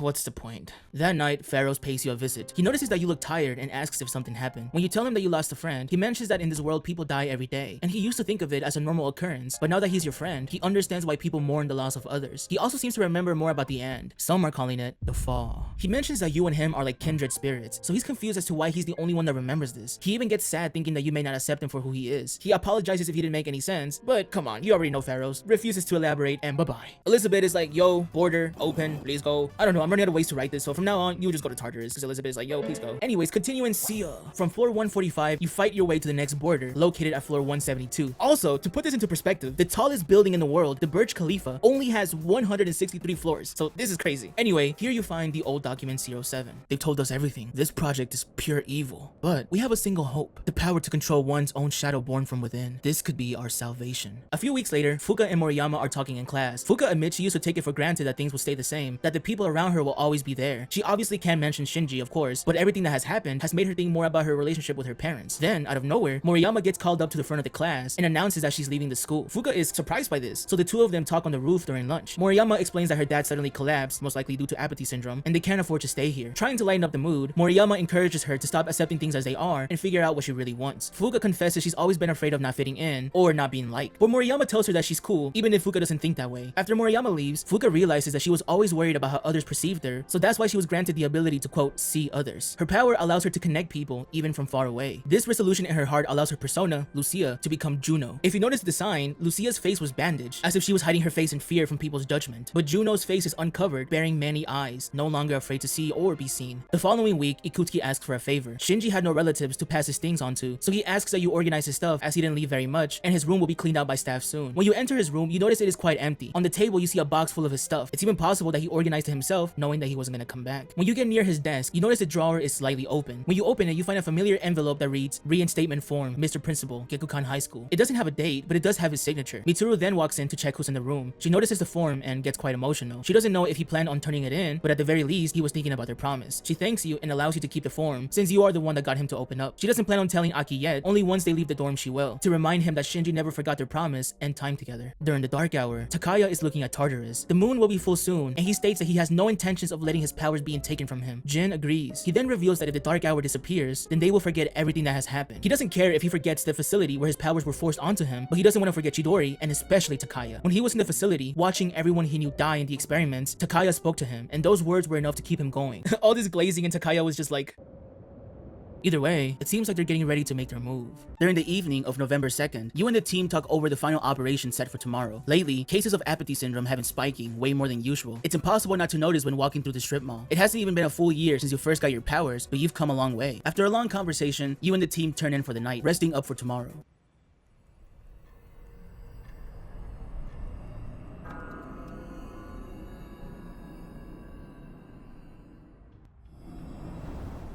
Today is the final operation. One more Arcana shadow remains. Fuka locates the shadow at the Moonlight Bridge, and as expected, she detects Strega nearby. A confrontation is now inevitable. When you arrive, sure enough, you encounter Strega looking at the shadow. There's no other option. You have to fight. Takaya's persona is called Hypnos, specializing in dark base attacks and inflicting ailments. He uses a revolver as his choice of weapon. Jin's persona is called Moros, specializing in debuffs and dark base attacks. He also uses grenades. Strega is pretty strong. They're even able to coordinate their attacks just like you can. After a hard-fought battle, you beat Strega. Jin starts mentioning how experiments weren't strong enough to face natural persona users, and reveals that they also take the suppressants that Shinji took. Before he could say more, Takaya stops him. He doesn't have any intentions of withdrawing tonight. He believes that he's worthless without his power, so to show proof of his resolve, Takaya decides to do this. But Jin stops him, which catches Takaya off guard. Jin hasn't forgotten what he said to him, but he also would rather die than surrender to you. So he decides to jump off the bridge, bringing Takaya with him. Right now, there's no time to discuss this. Your final target is waiting. This is the Hangman. Currently, the shadow is too high up to battle, but in front of you, their statues are connected to the main body. Each statue has different attacks and weaknesses, and after taking down the first three, the shadow's main body comes crashing down, allowing you to attack it. During the first phase, the Hangman uses dark and physical attacks. If you do enough damage, he will once again rise to the sky, summoning 3 more statues. After taking care of those, the Hangman falls again, triggering his second phase. Here, it uses a move called Grim Transcendence, which allows him to have more turns in battle. Like before, once you do enough damage, it rises to the sky, but this time, it only summons 1 statue. This one is larger and way more powerful than the last ones, and after you take it down, the Hangman falls one last time, triggering his third phase. What makes him annoying here is that he can cast Grim Transcendence twice, allowing him to get up to 6 turns. And after a hard-fought battle, you finally take down the last Arcana shadow.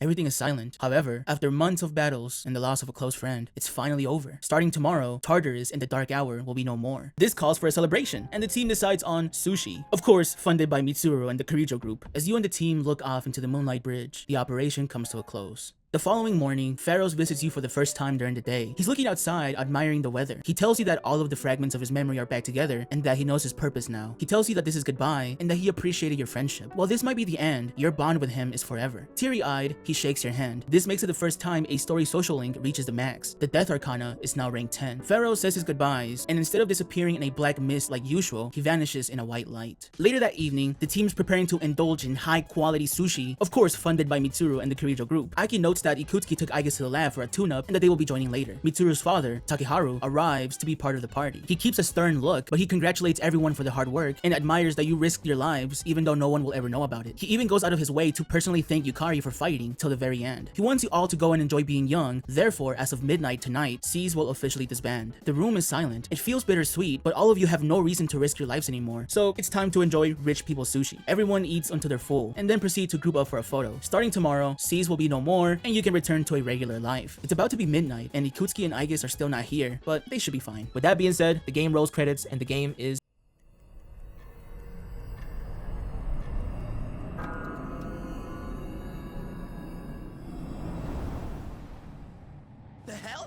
The scenery has changed, a familiar look. Looking to your left, the Kirijo staff have turned into coffins. The dark hour is not over. Some are startled, some had their doubts. Everything seemed too good to be true. Out of nowhere, you hear the sounds of distant bells. Hey, did you hear that?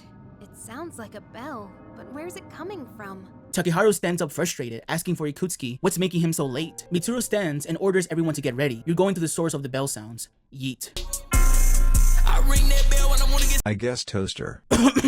Sorry, I mean Tartarus. When you arrive, you see Ikutsuki and Aige standing at the entrance of Tartarus. Aige doesn't seem right, as if she's not herself. Ikutsuki then states that she's here to fulfill her role as a weapon. Everyone is confused and demands that he explains himself. With a different tone of voice, he admits that he sold you all a lie, and now you're too late. He never intended to get rid of the Dark Hour. In fact, it was the opposite. He reveals that the 12 Arcana shadows were part of a whole, and by defeating them, you unknowingly allowed them to reunite. Now death will soon bring forth the fall. The same thing that Pharaohs mentioned not too long ago, the end of everything. It seems that Ikutsuki finally showed his true colors.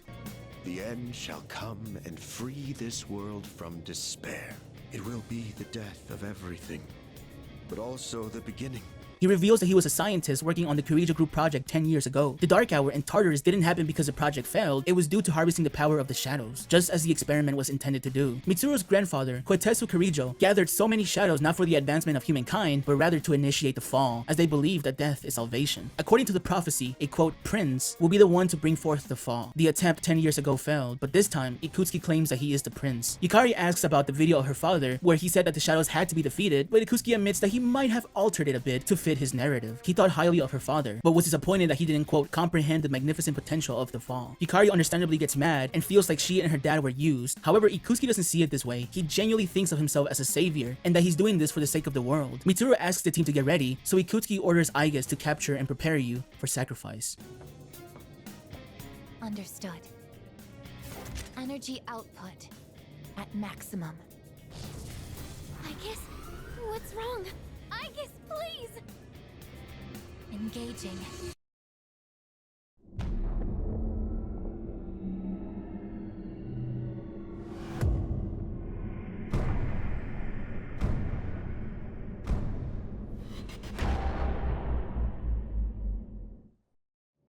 What's going on here? At a high point of Tartarus, you're awakened by the voice of Mitsuru's father. Nobody knows what's going on, and you can't free yourself. You then look down to see Aiges restraining Takeharu. Ikutsuki plans to sacrifice all of you. However, he feels resentment for Takeharu for not agreeing with his father's ideology, so he plans to start with him. Takeharu doubles down, stating that his father was wrong and nobody should embrace his ideology. Ikutsuki calls him a fool and orders Aiges to get it over with. Mitsuru pleads Aiges to not do it, and she hesitates, almost as if she's trying to fight her programming. Frustrated, Ikutsuki pulls out his gun to take care of it himself. 10 years. I've wasted 10 long years. I am not like your father. I won't make any exceptions.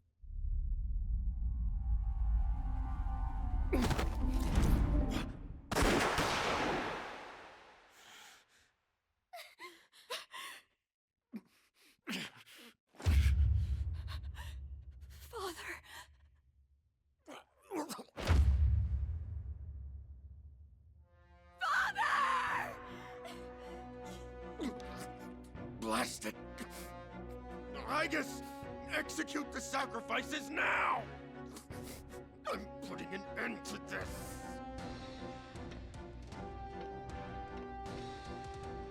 I guess. Hey, come on, I know you wouldn't do this! Do it, I guess!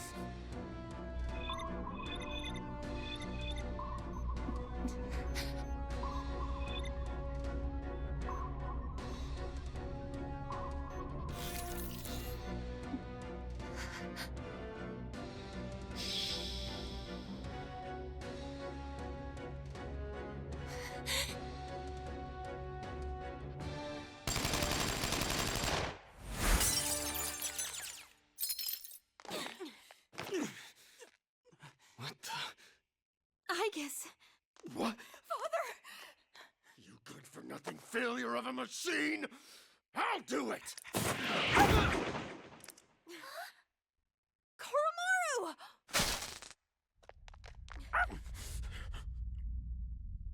It's all over, Chairman. You don't get it, do you? Why do you waste your time searching for a reason to live in this broken world? There's no point to it at all. The only possible way to fix this is to start over!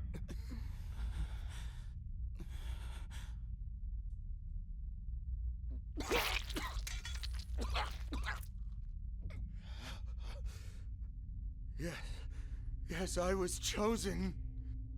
I'm going to be the god of the new world!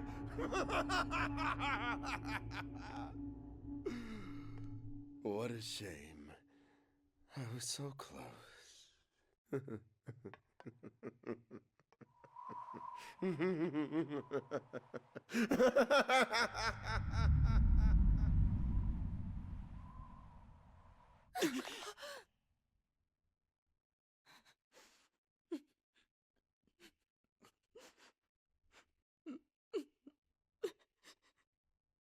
Ikutsuki falls to his death, and Mitsuru is left mourning her father. Takeharu had hoped to atone for everything the Kirijo group had done, even at the cost of his life. But Mitsuru admits that she never cared about that. The only reason she became a Persona user was to protect them. The screen goes black, but it is told to the audience that she breaks down, slumped over and crying. With the dark hour nearly over, Aki quietly lifts Mitsuru up. Then you all head back to the dorm without saying a word. Let's talk about Ikutsuki. At the start of the game, he appeared as a sophisticated, polite young man. He appeared as a sophisticated man with some interesting puns. As they say, the early bird catches the bookworm. Get it? He was around often, but wasn't really part of the group. He mostly served to give information or, discuss upcoming operations. However, here we saw who he really was. A nihilistic lunatic with a savior complex who had no real care for human life. Prior to the Yakushima trip, Mitsuru had told Yukari that there was one person that survived the incident 10 years ago. That person was her father. When we finally got to meet him, he had that stern, almost stereotypical villain look. I even thought he was gonna turn out to be evil, but he was pretty reasonable and was willing to tell you the whole truth about the Kirijo group. Even though he was the head of the Kirijo group, it seems that Ikutsuki was pulling the strings behind the scenes, even getting Takeharu to trust him enough to have him appoint him as the chairman of Gekukan High School, which if you remember is owned by the Kirijo group, while also funding C's, which as we all know, Ikutsuki used them to defeat the 12 Shadows for his own bidding. While the twist wasn't super obvious, there was some suspicious things that he did or said. When you first awakened to your persona and that strange creature appeared, he had this interesting look on his face. It wasn't surprise or confusion, but rather fascination. Also, the day that he revealed that there were a total of 12 shadows, he called it fascinating, prompting Junpei to reply in confusion. When you got your health checkup, he said that you got the clock ticking for them again, and it's as if they were waiting for you these past 10 years. Notice how he didn't mention the years that C's has been active, but rather the years that the experiments took place. Also, one thing you may have noticed is that when he first mentioned Aigis, he simply referred to her as a combat vehicle and not by name, as he always just saw her as a mere weapon. Following the full moon in August, Pharaoh pays you a visit in which he tells you a riddle. He says, soon, the flowers of poison will bloom, 3 in the rival garden and 1 in your own. The 3 in the rival garden most likely refer to Strega, and Ikutsuki was most likely the one in your own. If you watch the tapes located in the command room, you will find one of Ikutsuki practicing his puns. While there's no direct foreshadowing here, I take this as him practicing his alter ego, his persona, if you will. Get it? In Persona 3 FES, in the scene where he falls, which is actually animated, that's pretty cool, a Persona 1 leitmotif is played. I was so close.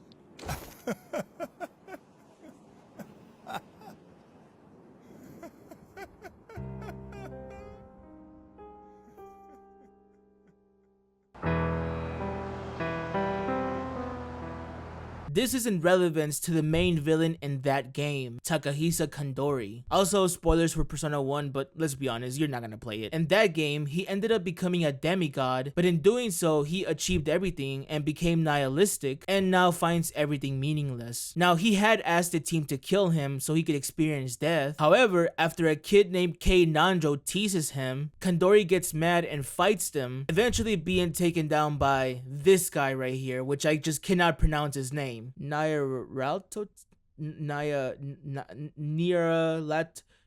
Hold on. Eventually, you managed to kill him, giving him exactly what he wanted. Ikutsuki was kind of the same in the sense that he wanted to become a god, and while he was disappointed that he couldn't see Nyx arrive, he got exactly what he wanted by setting in motion the fall and also experiencing death. Also, if I'm being honest, early on in the game, I had a sneaking suspicion that he was gonna turn out to be evil, so you can imagine how happy I was when I found out that he actually was evil. Chance of him becoming evil at the end. I've said it since day one. I don't trust this dude. If he ain't evil, then he's goated, but I'm on my toes. I'm on edge. I don't know if he's really good. Excellent deduction, Kirijo-kun.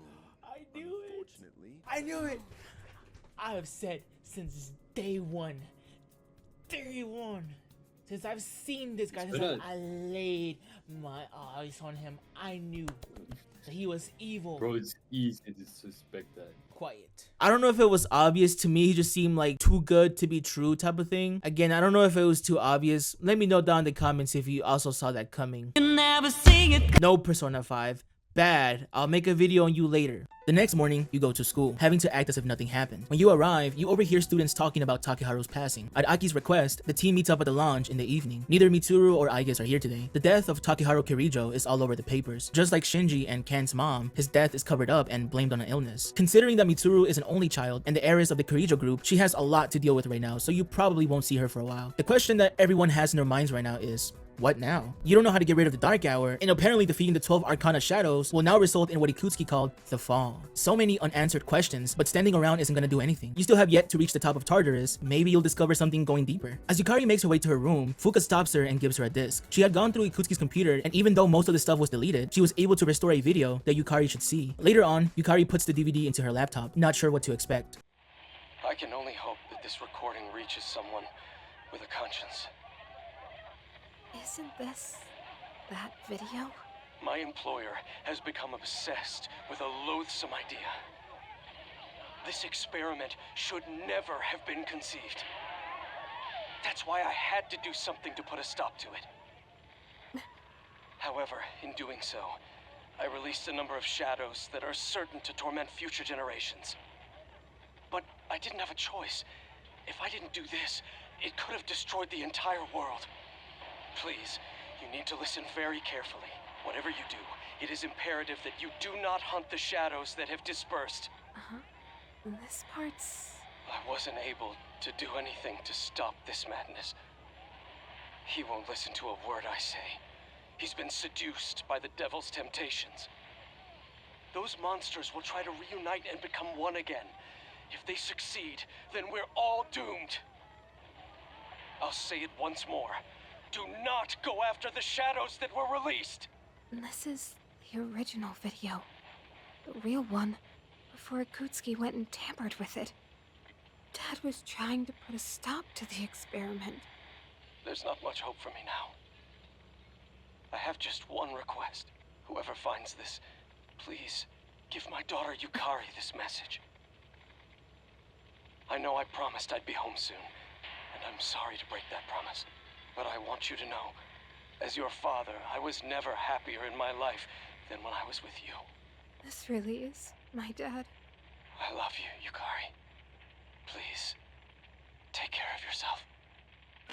Yukari finally learns the real truth. Her dad was actually trying to stop the experiments and prevent people from killing the 12 Arcana Shadows. Not only that, but in his final message, he always kept her in mind. She feels relieved to know that she was right to believe in him all along, and happy to have received this message in the end. This resolution in her heart allows her persona, Io, to become Isis. As you sleep, you're once again summoned to the Velvet Room. Igor notes that your mindset has changed since your first visit, and then presents you with a contract you signed when you first arrived at the dorm. Whatever path you choose from here on, he assures you that he will respect your decision. However, he stresses the importance of abiding by your contract and that you must accept full responsibility for your actions. With that being said, he bids farewell. Over a month has passed, and Junpei finally gets to visit Chidori. When he tries talking to her, she doesn't initially reply. He thought it was because she found out what happened to Takaya and Jin, but then she talks to herself, stating that she has fear and pain. She then asks Junpei what he will be doing in 2 years, in which he quickly replies with, I don't know, not really thinking too much of the question. He then changes the topic and notes that she has stopped hurting herself. He grabs her hand, but she pulls it back, saying to not touch her. He immediately apologizes, but then she mentions that it used to be fun when he visited, but now it's different. Junpei is confused and is trying to understand what's going on or what he did wrong, but Chidori just tells him to not come back anymore. During class, you're introduced to a new transfer student, Ryoji Mochizuki. Apparently, he was living overseas due to his parents' work. You don't really think anything of him. However, when he approaches Aigis to try to make some small talk, Aigis sternly states that he's dangerous. He gets confused, but he just calmly takes it as a rejection. After school, all the girls approach him, a feeling I can't relate to. But Miss Toriyomi, your homeroom teacher, requests that he delivers his paper to the faculty office and asks you to accompany him. Once you're in the faculty office, she asks you and Ryoji to carry boxes full of musical sheets to the music room. While in the music room, you make small talk with Ryoji. He then diverts his attention to the piano in the room, sits down, and plays a melody.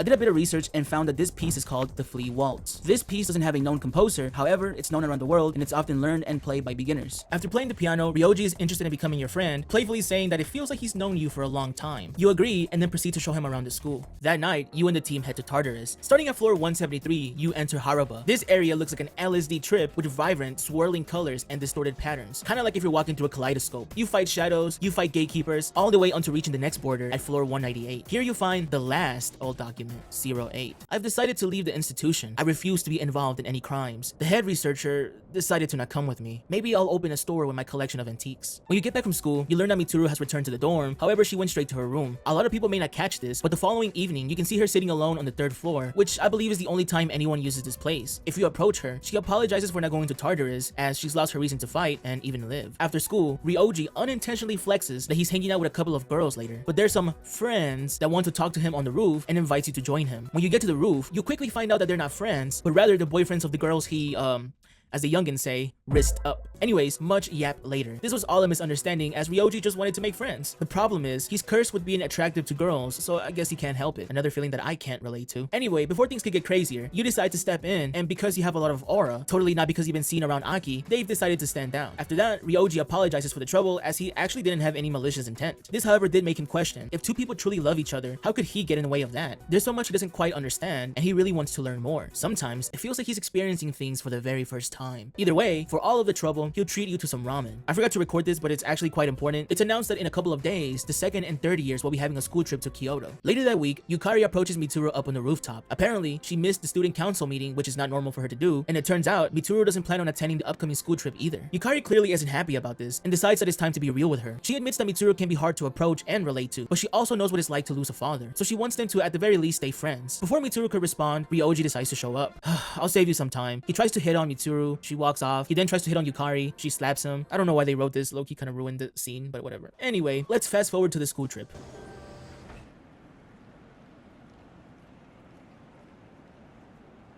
Kyoto, huh? That's so cliche. Huh? You're not a fan? I'd say it's a beautiful city to make some good memories in while we're still young. Man, is that really the first thing you think?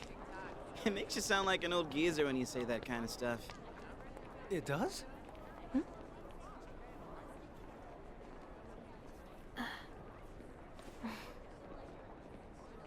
Thank goodness. She actually made it. After taking a tour bus, you arrive at the Godaigo Inn, located in Higashiyama. While Higashiyama Sanjo is a real place, it doesn't seem like the Godaigo Inn is based on an actual location. However, this inn does have an outdoor hot spring that switches between boys only and girls only depending on the hour. Is this information relevant?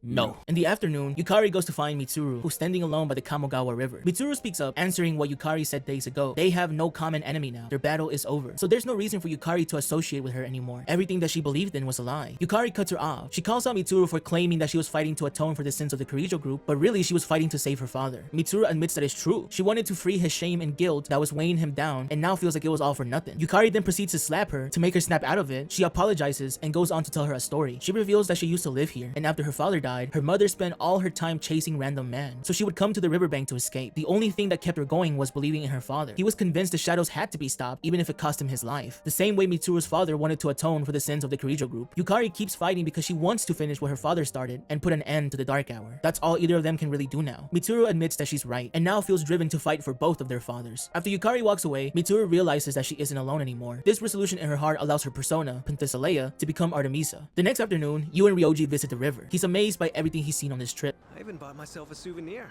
Look, it's a music box. Doesn't it sound nice? I don't know the name of the song though. He then shares an eerie fact. Long ago, this place was an execution site. Rivers were once believed to mark the boundary between the living and the afterlife. This makes him wonder why people form connections at all when everyone has to say goodbye in the end. He almost sees it as pointless. I really like the choices of dialogue this game gives you here because there's no real answer. It all depends on your mindset. No matter what you tell him, he apologizes for getting so heavy, but says that he treasures the time you spent together. He even calls it precious. Anyway, after days of fun at Place Japan, the school trip comes to an end. Also, some people might call me out for not covering this, but You ain't eat a tree from Did you eat? Late Saturday night, we see Chidori in the hospital drawing in her sketchbook. We then hear the sounds of a break-in and then a familiar voice. What? It's been a while.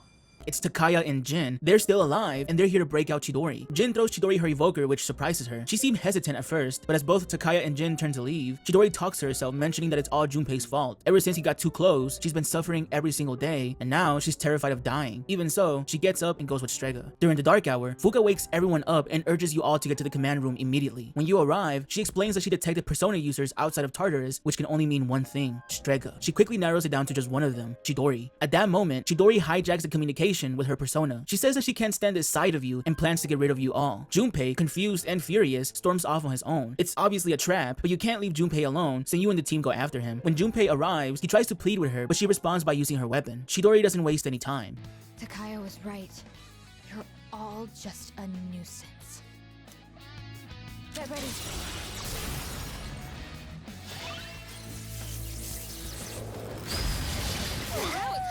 Chidori's persona is called Medea, specializing in fire-based attacks, physical, healing, and communication abilities. She uses a one-handed axe as her choice of weapon. Throughout the battle, she keeps mentioning that she feels some sort of pain. You don't necessarily defeat her, but rather she stops fighting. She is afraid and doesn't know what to do. Junpei wants to know why she's doing all of this, and then Chidori reveals that what she's afraid of the most isn't death, it's attachment. And because she grew an attachment to Junpei, she now fears loss and her time with him coming to an end. Before she could say more, Strega appeared. Takaya is sickened by what he just seen, accusing Yu of poisoning the mind of Chidori. Junpei snaps back at them, shouting that he won't let them do this to her. He begs Chidori to come with him and swears that he'll protect her with his life. Probably not the best choice of words. Junpei, look out!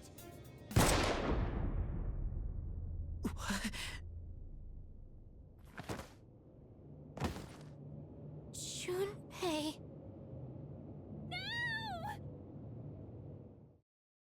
The screen cuts to Junpei lying in a hospital bed, with Chidori sitting by his side. He wakes up confused, not knowing what he's doing here. Chidori then speaks, this time smiling, saying that she was wrong to blame him for her feelings. She confesses that she never felt this way before meeting him. For the first time in her life, she finally knew what she wanted. She wanted to be with Junpei forever. He smiles back and says that he wants the same, but sadly, because of her powers being forced on her and the suppressants she has to take, that dream can't come true. Ever since she gained her powers, she's known exactly when she'll die, which based on the last visit, it's implied that it would have been 2 years from now. That realization is what filled her with so much fear, because dying means she'll lose the chance to see him again, and because of that, she can't let Junpei die here. What?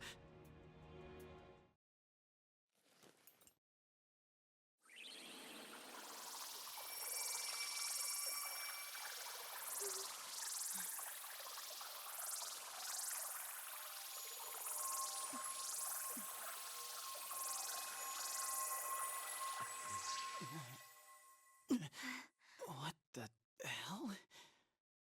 Junpei-kun! Junpei! It's her persona. Does it have the power to bestow life? I don't believe it. She brought him back from the dead? But wait, if she goes as far as completely reviving someone, the cost for that would be... Chidori!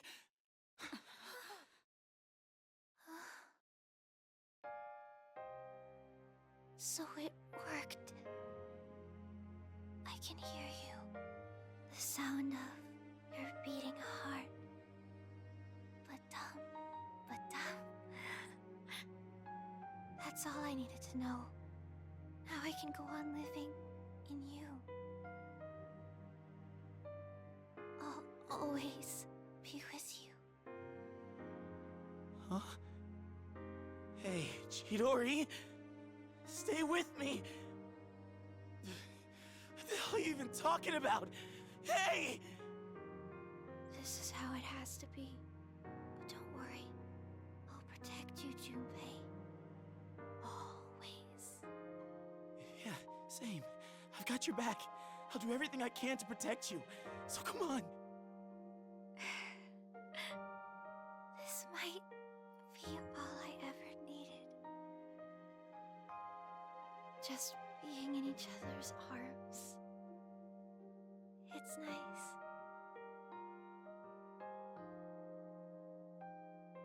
Chidori! I love you, Junpei. Thank you.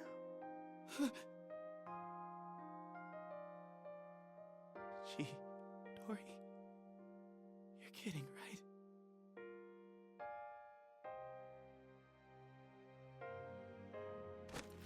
Chidori. something, please.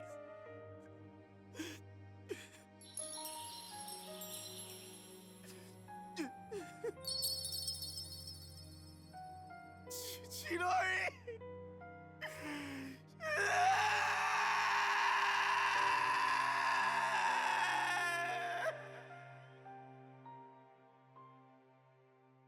While Junpei mourns the death of Chidori, Takaya is just repulsed, calling this a meaningless end. This comment pisses off Junpei, who stands up and takes out his evoker. Chidori said she will go on living in him, and here we see her persona, Medea, becoming one with Junpei's persona, Hermes, to form Trismegistus. As both Strega and Cease are shocked to see this happen, Junpei shoots a fire attack that hits Jin. Takaya was going to retaliate, but Jin stops him as they have something to take care of, so Jin uses a smokescreen to get away. Junpei wants to go after them, but Aki tells him to not waste the life that Chidori just gave to him. Junpei falls to his knees trying to keep his composure. The screen fades to black as you all walk back to the dorm in silence, not knowing what to say to Junpei. Over the next couple of days, you attend a school-hosted career experience, where you take an internship at Wild Dog Burger alongside Kenji, who's a social link, not important to the story. Junpei understandably skips this and decides to stay in his room for most of the time. When you do get the chance to talk to him, he seems to be doing a bit better, saying that Chidori wouldn't like for him to be mopping around like this. A week after Chidori's death, the team calls Junpei over as they gather around the table. He still looks visibly down, but Mitsuru has something for him, Chidori's sketchbook, which the hospital returned to them. Yukari asks if she can see what's inside, and in classic Chidori fashion, Junpei says that she probably wouldn't understand it anyway. But when Yukari opens the sketchbook, they find something that not even Junpei expected, a detailed drawing of him. Seeing this breaks him. He starts crying, but eventually manages to pull himself together. He then makes a promise to keep fighting to end the Dark Hour once and for all. Normally, I wouldn't mention this, but this moment actually unlocks a new theurgy move for Junpei, and I really think you should check it out.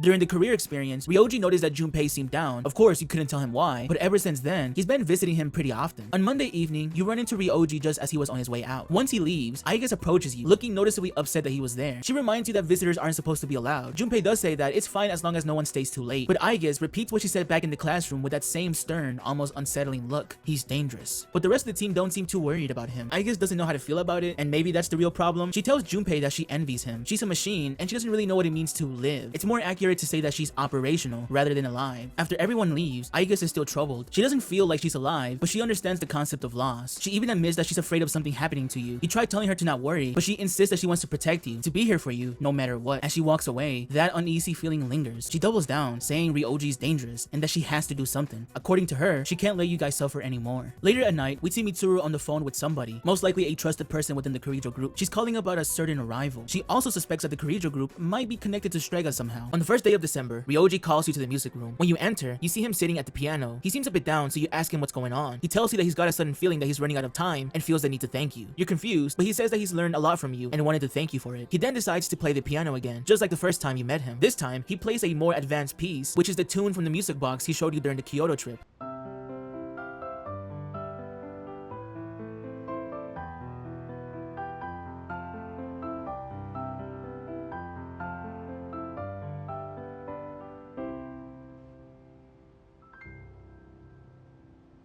I tried searching online to see if it matched any of the game's leitmotifs, but couldn't find anything. Some people suggested it might be Tsubasa wo Kudasai, and while it does sound similar, it's not the same.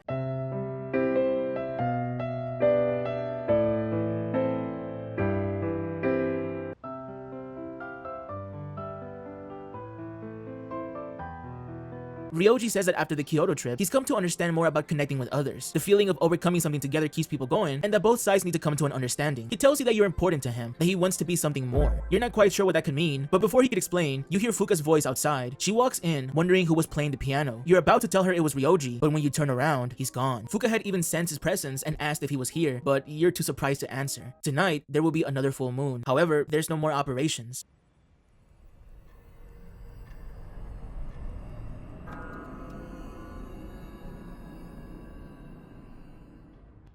In the Moonlight Bridge, during the Dark Hour, Aigus confronts Ryoji. He's confused, but he feels oddly at peace. Aigus then asks if he's forgotten. She calls him dangerous and an enemy. With this, Ryoji's memories finally come back. Aigus reveals that Ryoji's true name is Death, and that he was the shadow that she sealed 10 years ago.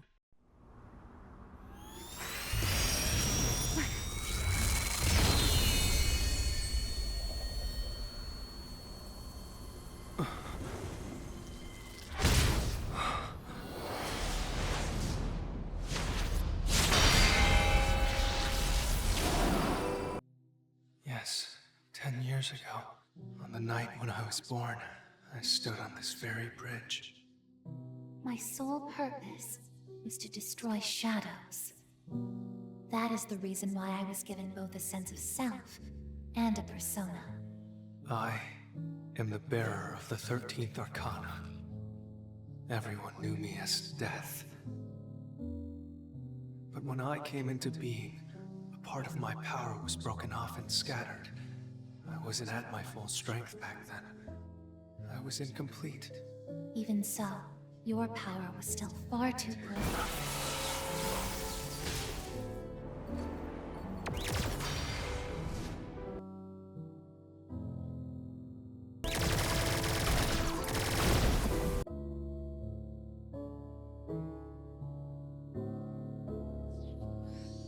Since I was unable to defeat you, my only option was to seal you away.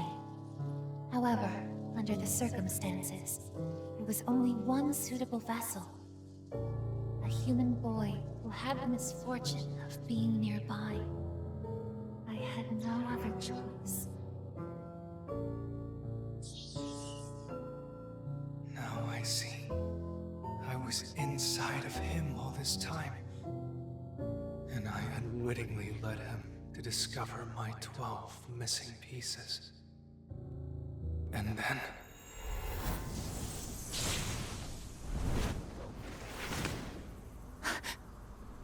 I get it. I understand now. I remember everything. I know exactly who and what I am.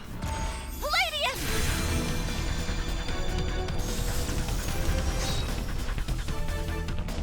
Don't be foolish, I guess.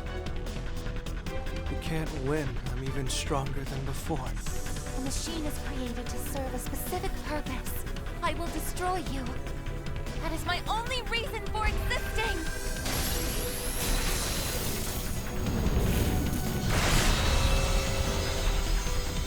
It doesn't have to be that way, I guess.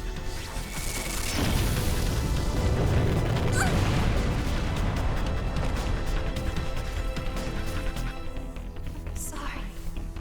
I can't carry out my mission. I'm a machine that can't fulfill its purpose. I have no reason to exist. I'm sorry, everyone. I'm so sorry. I'm scared. In the command room, Fuka pinpoints Aigis' location. When you arrive at the Moonlight Bridge, you find her in critical condition. She tells you she finally understands why she wanted to stay by your side and apologizes for failing. Ryoji suddenly appears, saying she has no reason to apologize. Everyone is confused as to how and why he's here. At that moment, Aigis shuts down. Ryoji blames himself and starts to explain everything. He says he's not so different from the shadows. He is the Upriser, born from the fusion of the 12 Arcana. He reveals the shadows exist to bring about the rebirth of the maternal being, and as the Upriser, his role is to guide them to her so she can awaken. He then brings up the Kirijo group's experiments from 10 years ago, how they gathered shadows and in doing so created him. But the process was interrupted and he awakened incomplete. When he fought Aigis 10 years ago, she realized that she wouldn't be able to destroy him, so out of desperation, she sealed him in a child who happened to be nearby. That child is you. When your persona awakened, the 12 shadows did as well in order to become one with him, and by defeating them, you unknowingly completed that process. This also reveals that Ryoji was in fact Pharaoh's, and that's why he disappeared once you defeated the Arcana shadows, because he became Ryoji. Ryoji once again blames himself. There's more he needs to tell you, but he collapses before he can. The following day, the team and Ryoji meet at the command room. Due to the damage that Aigis sustained, she won't be present anytime soon. Ryoji gives more context to the maternal being. Her name is Nyx. Nyx is the mother of the shadows, and in ancient times, she brought death into the world. When she awakens, the world will be swallowed by darkness, and all life will perish. It's more accurate to say that everyone will become like the lost, those who have apathy syndrome. This will lead to the extinction of mankind, the end of the world. Yukari asks if there's any way to stop it, but Ryoji's silence gives the answer. When you heard the bell back then, it was already decided. In fact, Ryoji being here proves that Nyx is coming. Aki asks when will this happen, and Ryoji simply replies that they won't live to see next spring. Everyone is at a loss for words. Junpei tries to cheer everyone up, or maybe even just cope, stating that all they have to do is win, but Ryoji is quick to say that it's not possible. To Nyx, power doesn't mean a thing. It's like fighting the inevitable, like time or death. Nyx cannot be defeated. From existing within you, Ryoji has been allowed a form and human-like feelings. Because of that, he's able to offer you a choice. Nyx's arrival is inevitable, but you can choose to live in peace until then. All you have to do is kill him. If the Upriser is gone, everyone will forget the Dark Hour, and it might even delay the fall. When it it comes, it will all end in an instant. No pain, no suffering. In a way, he's like Nyx, unkillable. But because of you, there's a part of him that's human, and that means that this can only happen if you're the one to do it. If you keep him alive, then everything will stay as it is, while you dread every waking moment until the fall. You don't really know what to say. Yukari speaks up, saying that she doesn't want her memories erased. That would be like running away from the truth. Ryoji doesn't see that as a bad thing. He thinks it's for the best that you don't live the time you have left in fear of what's to come. He wants you to at least think about it. He won't pressure you for an answer as you still have time. He will come back on December 31st, New Year's Eve. After that, he will dissolve into the dark hour and lose his physical form. When Nyx arrives, he's going to disappear anyway, so he asks that you don't worry about him. When he leaves, everyone is left shocked by the devastating news. You're also left to make a difficult decision. The world will soon perish. Over the next few days, the team is dealing with this in their own way. Yukari mentions how her dad was most likely responsible for Ryoji being incomplete and preventing the fall 10 years ago. It's also mentioned that Aegis can be repaired, but there's no estimated time on that. And on top of that, you also have finals to worry about. Can you imagine being told everyone is gonna die and it's your decision on whether you kill someone you know, but you're still like, yeah, I gotta worry about my grades, or Mitsuru's gonna kill me before Nyx does. A week after Ryoji's reveal, everyone meets up to make a decision. The weight of the decision still hangs over everyone, and while some have resilient mindsets, they still don't know what to decide. How do you fight something that can't be defeated? If you choose to forget, it comes at the cost of a life, and even then, everyone dies anyway. Yukari asks Junpei if he's decided, and when he just says nah with a down look, she teases him by calling him scared. He then snaps, furious, thinking that she's treating it like a joke. He shouts that of course he's scared. He turns on to you, ranting about how, like it or not, you're the only one who can kill Ryoji, even blaming you since he was sealed inside of you to begin with, and you didn't even know about it. He says that none of this would have happened if it wasn't for you. Yukari then stands up for you, saying that if it wasn't because of you, that they wouldn't even have a choice to begin with. Junpei then calms down and admits that he was just scared. He also apologizes for screaming at you, but no one can really blame him. It is a very stressful situation. I kind of want to break down the scene because I really like the writing here. Everyone is tense and anxious, trying to cope with the thought of dying. Sure, you can spend the last days of your life ignorantly blissful of what's to come, but that comes at the cost of killing someone. Yukari didn't mean anything malicious by teasing Junpei. If anything, that type of humor is her way of coping. However, he was pretty tense, and that was the straw that broke the camel's back, as they say. He even admitted that it wasn't your fault and that he knew it wasn't your fault, but sometimes during certain situations, people look at the nearest thing to blame. It's a flaw for sure and something that people have to work on, but it's very human in nature, and I really like that because it gives life to these characters. Also, I forgot to mention this earlier, but Persona 3 actually has a series of movies that were made before Reload, and I'm not gonna lie to you, I kind of prefer how they handled this scene in the movie. Junpei was visibly more angry, even going after Akihiko, who punches him. He then slams you into the shelf as he's blaming you, and poor Fuka's on the ground devastated by all the commotion.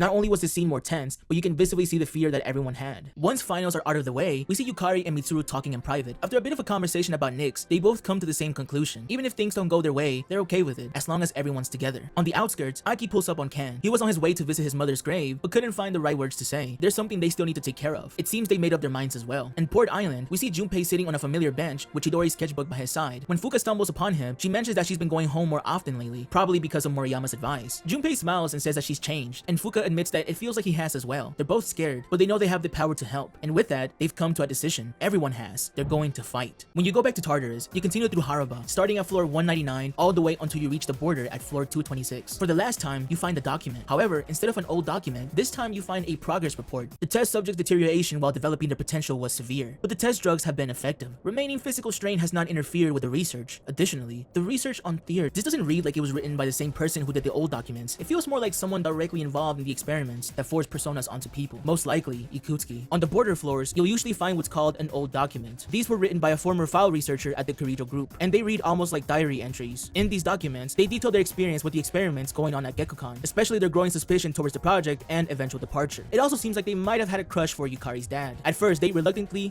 I can't say that word, believed in the idea of harnessing the power of the shadows for the benefit of humanity, but eventually saw the project for what it was and decided to quit. They even tried to convince Yukari's dad to leave as well, but he chose not to. In the final document document, it's revealed that this person plans to open an antique shop, meaning that the owner of Mayo Ito Antiques, located in Polonia Mall, is in fact the former file researcher and the person that wrote the old documents. Now, to be fair, she wasn't trying to hide that she knew anything about the projects and what's going on. I honestly didn't visit her as much, so there's probably a lot of dialogue that I missed, but when I have gone in, she has mentioned things that only people that are in the know would know. It's been nearly a month since Ryoji's visit. During the evening, Aigus returns, fully healed. She apologizes for the trouble and says that she's heard about everything that's happened. She feels awful for sealing death inside of you, but you tell her that you understand she did what she had to do. Whether you made your decision or not, she has a favor to ask. When Ryoji returns tomorrow, she wants you to kill him. She can't stand to see you suffer and believes it's better to let go of your memories. This catches everyone off guard, and even Aigus seems lost. She doesn't know why she came back. She feels like she's a machine that failed its mission. Even if she wanted to, she can't even shed a tear. She doesn't understand why you're all still fighting. Why do you throw your lives away? But Aki tells her it's more about betting on themselves and on the future. That's something Aigus can't quite grasp. Maybe because she's not alive in the way you are, she feels like she has no purpose, and no one seems to give her an answer. But the truth is, no one can teach the meaning of life or death. Everyone simply chooses because they can. To protect the people they care about, to honor their memories, they choose to keep fighting. Aigus wonders if she can change too, but Mitsuru tells her that she already has. She's more human than ever. And with that, Aigus finally understands what she wants. To live. Not by someone else's command, but by her own choice. She doesn't know how to yet, but maybe that's what it means to live. This resolution in her heart allows her persona, Palladian, to become Athena. She also decides to join you in battle.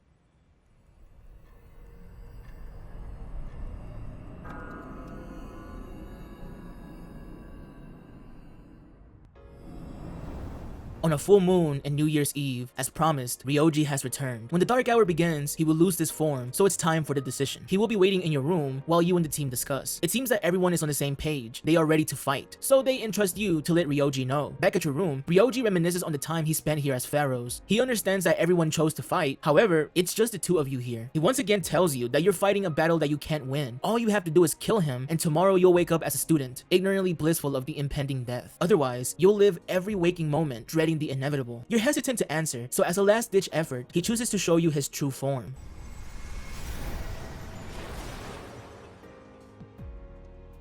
Do you see? I am not human. I will bring death to this world until I am finally satiated. There is no need to hesitate over killing me. Now, consider this very carefully. Is confronting Nyx really what everyone wants? Some things in this world cannot be changed. That's something you can't comprehend. Memories are not set in stone. Old ones can be replaced with new ones, creating a new reality. Don't you think you should put a stop to everyone's pain and suffering? It's up to you. Only you can make this decision. Now, this is your last chance. Tell me your answer. This form you see here is Thanatos, a persona you can only summon once Pharaoh's, the Death Arcana, reaches the max, which is level 10. He's described as the Greek god of death and the son of Nyx. This is your last chance. He even asks that you kill him. The choice you make now will shape everything that comes next. The game presents you with two options: spare Ryoji and stay as is, or kill Ryoji and forget everything. By choosing to kill him, he will revert back to his human form and tell you that this was the best option. He's glad to have met you and also feels happiness. You then stand up and approach him. He thanks you for everything one last time as you put your evoker to your head. The screen turns white and your memories begin to fade. When you awoke, it was to a peaceful day in a peaceful town. And with that, the seasons change and the game jumps forward to March 4th, 2010. On your way to school, Junpei comes up to you. Crazy how time flies. You're almost third years now. Unsurprisingly, he's already stressing about the workload that comes with the final year of high school. Then, he spots a blonde girl staring your way. He thinks she's cute and wonders how he's never noticed her before. Yukari shows up not long after, mentioning that the girl lives in the same dorm, though she doesn't know her name either. Apparently, a guy named Akihiko Sanada, who's the boxing team captain, and the student council president, Mitsuru Kirijo, will be moving out of the dorm soon. Yukari finally gets the curiosity to talk to the girl. She asks if anything is wrong, but the girl just says it's nothing and runs away. Weird. A day later, you attend the school graduation. The valedictorian, Kirijo, gives a speech where she talks about her father passing away from an illness and shares how his loss shook her confidence. But with the support of everyone at the school, she was able to get through it and was able to seize opportunities. She expresses her gratitude for the year she spent here and then leaves the stage emotional. As you speak with Junpei, he notices that the girl you saw earlier isn't here. Guess some people decided to skip. Junpei then asks Yukari about her plans after graduating next year. Yukari Yukari admits that she relates to Kirijo as she lost her dad to an illness as well. But right now, she's got so much going on that she doesn't even know how to start thinking about seizing opportunities. Besides, there's still plenty of time. She even says that life's about the pursuit of happiness and that knowing the truth isn't everything. Even Junpei agrees. There's no need to be uptight about everything. Just have fun and live in the moment. Anyway, Junpei invites you two for karaoke to celebrate the future. He'll even buy you a non-alcoholic drink. After you agree, the screen slowly fades to black and the credits roll in a black and empty background. When the credits come to an end, we see Aki and Mitsuru walking home from school while Junpei, Yukari, and Yu are hanging out at the karaoke, and the game comes to an end. The screen turns to black and white as the bottom right simply reads, "End." While the game doesn't show anymore, we know that when you and everyone else goes to sleep tonight, you will no longer wake up. What we just witnessed was the bad ending. While a few of you might see this as the best option, allow me to remind you what you just did. All of your friends chose to fight, even if it meant going against an entity that is said to be undefeatable, all for the hope for a future. They entrusted you as their leader and the only person that could have killed Ryoji to let him know about this unanimous decision. So by killing him, not only did you forfeit your memories, but theirs as well. Even if the end result was the same, where everyone was gonna die anyway, they still were willing to fight and you took that away from them. To make matters even worse, Aiga seemingly still had her memories. Sure, at one point she did ask you to kill him, but then when she chose to live for herself, she changed her mind and even asked to join in battle. So for months, she knew what you had done and had to watch you guys be blissfully unaware of what was to come. Now, I did kind of struggle to understand how the fall really works a little bit, but if it is how Ryoji implied, where everyone becomes like the Lost, aka has apathy syndrome, slowly succumbing to a slow mental decline, it's possible that Aigis was unaffected by this, as she doesn't really have life like you guys do, meaning that she probably had to witness you and everyone she cared about slowly and tragically die. So I'm pretty sure we're on the same page when I say that this is not the good ending. So let's go back in time and pretend like it never happened. This is your last chance. He even asks that you kill him. The choice you make now will shape everything that comes next. The game presents you with two options: spare Ryoji and stay as is, or kill Ryoji and forget everything. By choosing to spare him, he is saddened by your decision, but he respects it. Deep down, he had always hoped to see you again. Maybe that's why he returned as Ryoji. Maybe there's a power out there capable of the impossible, and if anyone can make it happen, it's you. Before you return to the others, so that he could explain how to confront Nyx, he hands you the music box he bought in Kyoto, so whenever you play it, maybe you'll think of him. When you return to the others, Ryoji reiterates that defeating Nyx is impossible. However, the team doesn't care. They're willing to fight, even if it means facing a losing battle. It's almost midnight, so Ryoji keeps it brief. In exactly 1 month, on January 31st, 2010, the Promised Day, you must reach the top of Tartarus, where Nyx will descend and bring forth the fall, thus the end of the world. Tartarus is a rift in the night sky, a beacon that guides Nyx. With the arrival of the Oppriser, the conditions are fulfilled and Nyx will begin her descent. This is how you come to face her. Yet, Ryoji warns you, you'll soon understand why she cannot be defeated. Before leaving, he apologizes to Aigis and says his goodbyes. This also lets the Fool Arcana reach its max rank, while kicking off a new social link, the Judgment Arcana, and Seize becomes the Nyx Annihilation team. This marks the end of 2009. On New Year's Day, there's a shift in the game's atmosphere, like the world's been drained of life and color. As you walk around, the streets are plagued by people affected with apathy syndrome. You also hear of a cult rising throughout the city, with their propaganda plastered everywhere you go. Someone seems to know about Nyx and is spreading the word of their arrival as a form of salvation. Places that once beamed with life, joy, and color now feel dystopian, overrun by the lost and cult sympathizers. Throughout the game, even after terrible events, you'll casually hear great songs to vibe to.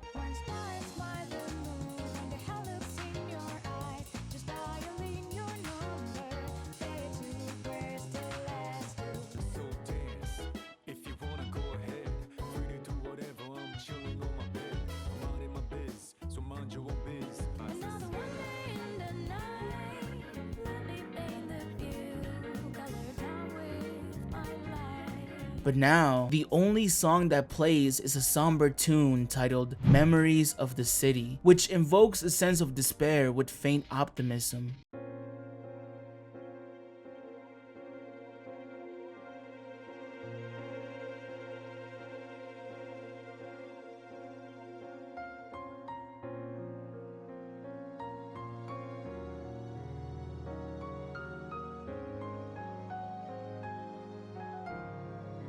To prepare, you and the team head to Tartarus to get as far as possible. Starting at floor 227, you enter the final section called Adama, or Adama, I'm not sure. This area has a stark black and white aesthetic, like stepping into a surreal void of checkerboard floors, abstract architecture, and a minimalist atmosphere. This time, Fuka detects more gatekeepers than usual. As you defeat each of them, the team will communicate with you, sharing how they plan to confront Nyx, each with their own reason, conviction, and perspective. With every battle, the Judgment Arcana ranks up, eventually reaching its max once you defeat the final gatekeeper and you're able to sense everyone's resolve. After long battles, you reach the final border at floor 256. This place is more open, with the top of Tartarus closer than ever. The stairs are blocked, but it's likely to open on the promised day. As the third semester begins, you hear more talks about the cult. It seems that more and more people are starting to believe in it. Some treat it like a trend, others are swayed by fear-mongering, and a few see the end as salvation. After school, Junpei and Yukari invite you to the rooftop. The weather is calm, the scenery is peaceful, yet the world is anything but. More and more people are becoming the lost, to the point where it's impossible to keep track. As the promised day draws closer, the threat feels increasingly real. Still, everyone remains determined to defy fate. It all started with you three, and now it's come to this. You've all gone through a lot together, so now you have to see it through the end together. While the team is eating ramen, a magazine catches Aigis' attention. The title reads, Emergence of a Messiah. The charismatic one speaks, and it says the following. Mankind is currently imprisoned by the sins of hate and anger, but soon, a savior will descend upon this world to break the chains that bind us and lift us to new heights. This great being is known as Nyx. I have beheld her glory, and she has blessed me with power beyond belief. When Nyx arrives, there will be no more pain, no more suffering. Humanity shall be freed. This is from the Doomsday Cult, full of words from their leader and so-called Messiah. On the side, there's a photo of him. It's Takaya. But that's not all. He even decides to throw shots at you guys, claiming that there's people out there that don't appreciate their powers and use it for personal gain, and goes as far as to blame you guys for those affected by apathy syndrome. While it might seem crazy that Takaya got any publication, Aki reveals that Jin was well known on the internet and most likely used his influence to orchestrate Takaya's rise to fame. I could just imagine Jin making those YouTube videos with them like meta thumbnails saying why Takaya is goated with like an eggplant emoji or something. There's more to the article, but it's just a load of cult BS. The unfortunate part is though that it was enough to change the atmosphere of the entire city. Junpei mentions how the world looks grim because everyone is gonna die. Aigis doesn't seem to understand. If everyone is destined to die, then why be worried about it happening sooner? You mentioned that dying is a scary thought and some aren't ready to die. Either way, the target is Nyx, and Strega will most likely confront you again at some point, most likely in Tartarus, so you'll just have to deal with them as well. At school, you hear rumors about a cult recruiter operating out of Club Escapade. This is an optional encounter which I missed on my first playthrough. However, if you choose to enter Escapade, you're approached by a suspicious looking man who rambles on about the cult. He even claims that he can take you to hear the voice of the Messiah. If you agree, he will take you to the station outskirts where Takaya stands. He says that he no longer sees you as an enemy. After all, your efforts were in vain. The dark hour persists and Nyx is drawing closer. All he can ask is that you accept his fate, and he's even willing to guide you. You of course stand on business, and you let him know that it's not over yet, which he laughs at, seemingly expecting that answer already. He takes out the evoker he got months ago to fiddle with it. He believes that those who look into the future with blind hope cannot be saved, especially in a world where fate is already decided. It doesn't matter if he can defeat Nyx or not, because he won't let you reach her in the first place. On that day, in which he dubs the Day of Salvation, he will await at the top of Tartarus, or as they call it, the Tower of Demise, and if you interfere, he will show no mercy. 10 days until the promised day, Mitsuru approaches you to discuss a matter in private. In the student council room, she asks if you remember the girl from Strega, Chidori. She doesn't want to alarm you, but there might be a chance that she wakes up today. It sounds impossible considering everyone saw her die, but Mitsuru explains that days after her death, Chidori's body began to undergo transmogrification and has been in a stasis for weeks, neither dead or alive. The reason why she didn't say anything is because she wasn't sure if she was going to make it, but now that it's possible, she's asking you how to go about telling Junpei about this. At that moment, she gets a call from the hospital. Chidori has awakened. She's come back to life. Junpei walks in immediately, making sure he heard that correctly. He's shocked and asks if it's some kind of joke or something. Mitsuru confirms it's not a joke and that she's at the same hospital as before. There's one more thing she has to tell him, but he immediately runs off. Outside of the hospital room, you're joined by Mitsuru, Yukari, Fuka, and Junpei, who arrived first, but has been hesitant to go in. After a moment, Junpei finally decides to enter, with you and Mitsuru tagging along. Inside, Chidori lies awake on the hospital bed. Okay. I know you might be confused, so allow me to explain. For this, we have to go all the way back to November 6th. This was the day that Chidori told Junpei to not visit her anymore. At the time, we didn't know why, but we later learned that her love for him was what made her fear death. After this interaction, Junpei asks to hang out with you. Now, this is completely optional and the game doesn't force you to do this, but as you're both walking towards Port Island Station, Junpei decides to stop by a flower shop. He tells the shop lady that he wants to buy flowers for a girl in the hospital, and he doesn't know what to get, so she recommends him white flowers. But before he could complete the purchase, he decides to not go through with it, and you both walk off and sit at a nearby bench to talk. He's torn up about what happened with Chidori the prior day. He wants to apologize, but he has no idea what he did wrong or how to fix it. You try to comfort him by saying that things can still change, which he appreciates, but he doesn't want to be all sad, so he logs in and invites you to get food. As he walks ahead, you're still sitting there lost in thought, wondering about the flowers and if he'll skip the hospital visit. The following is also optional, however, the game is really trying to tell you, hey, maybe do something about it or he won't visit her. Maybe there's something you can give him. If you go to the flower shop the next day, at the very bottom of the list, you can find the white flowers with the description that reads, white flowers that Junpei was gazing at might please someone. When you take the flowers to him, he's confused as to why you did this. I really love the dialogue here. What the heck, dude? What's your deal? Or is this like a crush thing? Because this is too much love to handle. Don't bother denying it. And if it weren't true, it'd be even weirder. He is thankful though, and that was enough to convince him to go visit her again. Okay, so now let's fast forward a bit to a week after Chidori's death. This takes us back to that one call that Mitsuru had. However, I decided to withhold some of the things that she said, so let's start this scene over. Later at night, we see Mitsuru on the phone with somebody, most likely a trusted person within the Kirijo group. She's calling about a certain arrival, Chidori's body. She wants him to perform an autopsy and to try to locate any distinctive features that could help locate any relatives. She's then cut off by the other person on the phone to tell her that Chidori's body had been transmogrified. Alright, so now with that context, back to present day. The doctor mentions that her body had completely healed, meaning that she is no longer in danger of dying in 2 years due to the suppressants. Junpei is understandably happy, while Chidori looks confused. See, what Mitsuru didn't get to tell him is that Chidori doesn't remember him. In fact, she seems to have no memory of anything that happened after she awakened her persona. She then formally introduces herself as Chidori Yoshino and explains that everything from the past few years felt like a very long dream. Junpei is sad, but thinks it's probably for the better. He says that when you're having a nightmare, it's better to wake up. But Chidori immediately says to not put words in her mouth. She didn't say it was a nightmare. It was a dream of her meeting a kind, warm person at the end of a long tunnel. She can't remember it clearly, but she knew that she wanted to make him happy and also remembers being in a room full of flowers. This gets the doctor thinking and finally understands what might have happened. Okay, chat, lock in. Here's the explanation. The doctor explained that Chidori would occasionally use her powers to make the flowers bloom again, as we have seen before. She would especially give more energy to the ones that Junpei brought her, which I know Junpei loved hearing that. Any flowers she touched would be preserved, and the doctor kept them for research. After performing the autopsy, he decided to place the flowers in her chest as a tribute, which he now recalls to be the same night she began to transmogrify. Essentially, she was able to reclaim the life energy from the flowers. Now, like I mentioned before, you meeting with Junpei and buying him the flowers were both optional, meaning that if you didn't give Junpei the flowers before the Kyoto trip, Chidori wouldn't have came back. 6 days until the promised day, you have a career consultation with your homeroom teacher, Miss Toriyumi. She basically asks you questions about your future post-graduation. She stresses that decisions you make should be of your own and not by anyone else. She wishes you a successful third year and asks you to get Aigus as she's next in line. When you enter the classroom, she's nowhere to be seen. Kazushi, a social link, not important to the story, mentions she might be on the rooftop, so you head up to check. There, you find Aiga standing quietly with a somber look on her face as she takes in the view. It's clear that she's been deep in thought. She tells you that during her fight with Ryoji, she felt fear as her consciousness began to fade, and when she couldn't defeat him, she was left feeling confused and ashamed. Emotions she never experienced during their first encounter 10 years ago. She's been thinking a lot about this change. When she didn't understand something, she would ask others to explain it to her, but now that she's chosen to live for herself, no one is able to answer her questions. But at least there's something she understands. The reason why she wanted to be close to you from the beginning was to monitor death, but now that death is gone, she still wants to be by your side. She doesn't know what it is to live yet and believes that being with you will help her find the answer. She asks if you can take her with you, which you agree to do.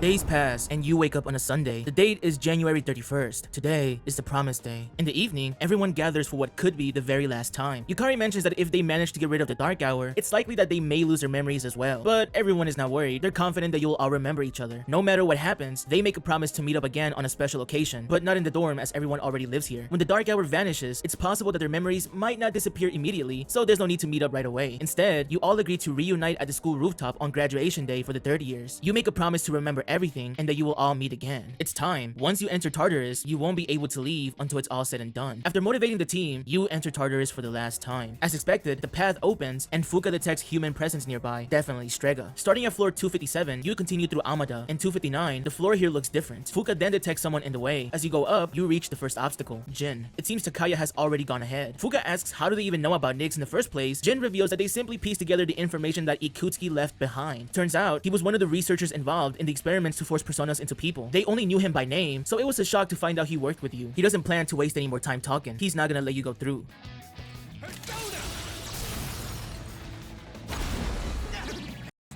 Once again, Jin's persona is called Moros. This time, he's able to detect everyone's weaknesses, using attacks and grenades to exploit them. He also uses an EX flash grenade that does a decent amount of damage. Once his health gets low, he uses a potent stem injection, which is an enhancement drug that greatly boosts his attack power at the cost of his life, with his health visibly draining over the course of the battle. After defeating him, he's got no more power left, yet he's still willing to do anything for Takaya. When asked why, he reveals the truth of the experiments. Alright chat, lock in, this is important. If you remember correctly, in the call where Mitsuru learned that Chidori's body transmogrified, she had mentioned that she suspected that the Kirijo group had something to do with Strega. Here, Jin reveals that many years ago, the Kirijo group rounded up over 100 orphans from all over and tried to awaken personas in them with the goal to investigate Tartarus. The problem is that when a persona doesn't emerge naturally, they're difficult to control. The kids that took part in those experiments took experimental drugs so that their personas wouldn't kill them. Jin, Chidori, and Takaya were the only ones who survived, and the project was cancelled after 6 months. Jin mentions that Takaya saved them. He told him to not be bound by the past life and to live in the moment. That's why he's willing to do all of this for him. The conversation is then interrupted by multiple shadows. You have to go. You ask Jin to come with you, but he doesn't even hesitate to refuse. One by one, the team departs until you're the last remaining, looking as if you wish things had turned out differently. But his mind is already made up, so you go as well. Jin doesn't plan to die by the shadows. He's going out on his own terms. Even in the end, he thinks of Takaya. When you reach the next platform, you hear an explosion. Hey, you hear that? You have to keep moving. As you're near the top of Tartarus, at floor 263rd, Takaya finally appears. He doesn't understand why you continue to resist the inevitable. He believes it should be celebrated. In fact, he's even willing to let you join him to witness the end. You of course shut that down immediately. He goes on to say that by getting powers he never asked for, he realized the future is a delusion. You can only be satisfied by living in the moment. This is why he welcomes Nyx with open arms. And it's not just him. His disciples have also gathered to witness her arrival. Fuka says that this is only because of Nyx's doing, but Takaya disagrees. He claims that Nyx's arrival is due to the collective will of humanity. People want Nyx. The team call it BS, but Aigis admits that there might be some truth to it. She understands some people would rather drift through life without purpose, living quietly, free from suffering until they die an empty death. She can't say whether it's right or wrong, but she knows one thing for sure. She doesn't want that. She wants a purpose, and that is why she's here. Mitsuru chimes in and says by choosing to be alone, you limit yourself. On your own, you may be hopeless, but you can achieve the impossible if you have other people with you. Did I mention that Persona is a power of friendship type of thing? I really hope I did. Takaya finds it ironic that Akurijo would say something like that. Regardless, there's no more time to talk. Even as I speak, I can feel it. The end of everything. I pity those who cannot see the blessing it truly is. We are mere mortals. We cannot change our fate. Out of my way!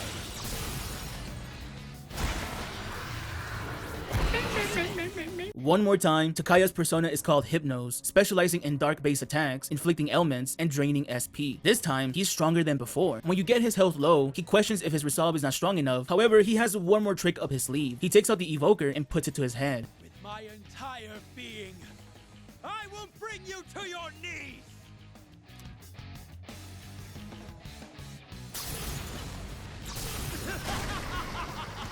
Salvation has come! Hypnos! Takaya uses Theurgy that does considerable damage and drains everyone's SP. When you finally take him down, he admits defeat. He doesn't plan to do anything and asks you to kill him. But of course, there's no need for that. After regrouping, you make your way to the promised place, the top of Tartarus.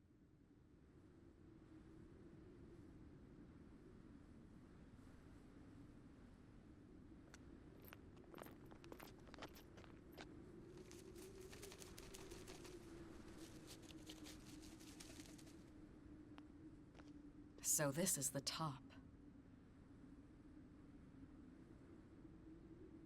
Look at that! In the sky!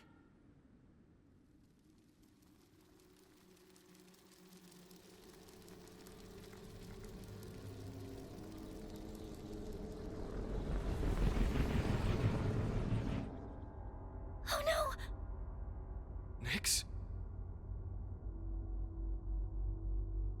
There's no mistaking its power, even without my persona. I've never encountered anything like it before.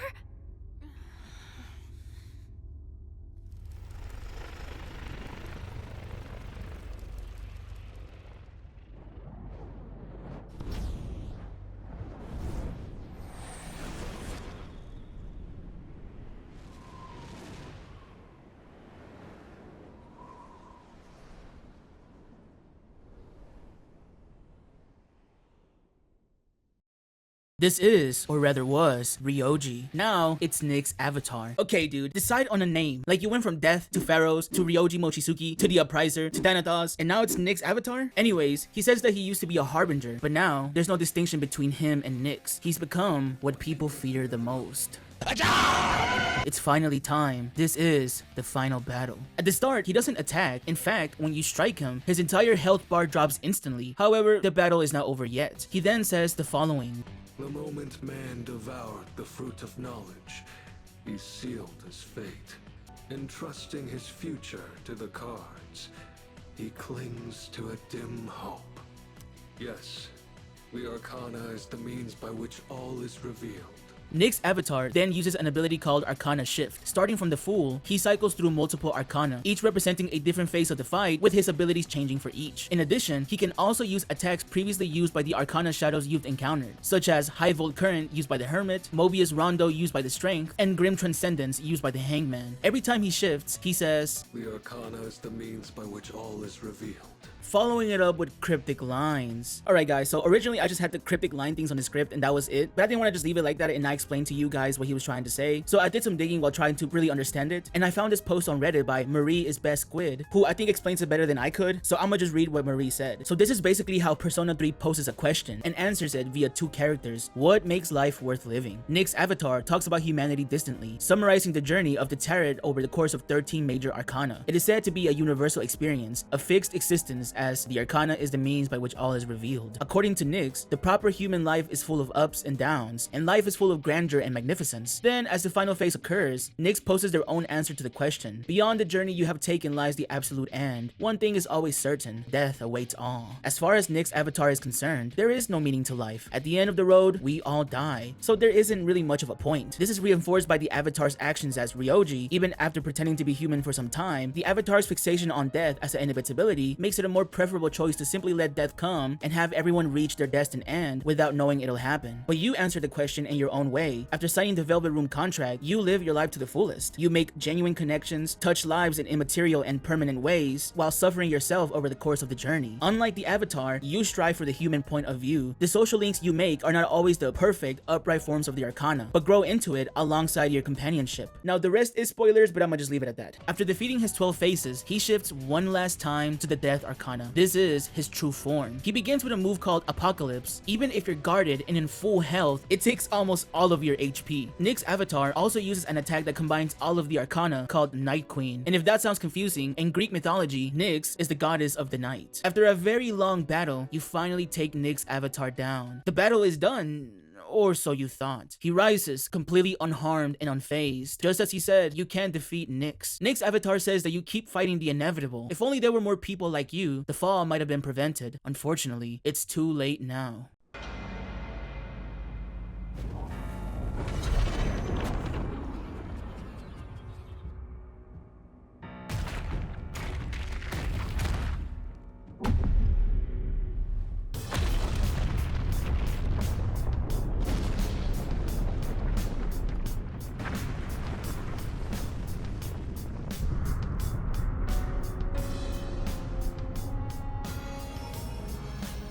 What is that?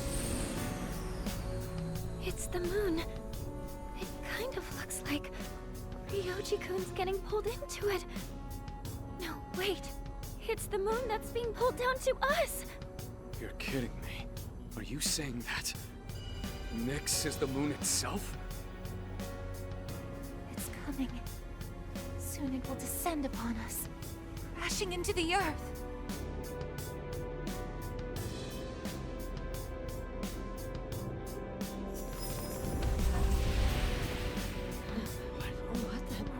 Where am I?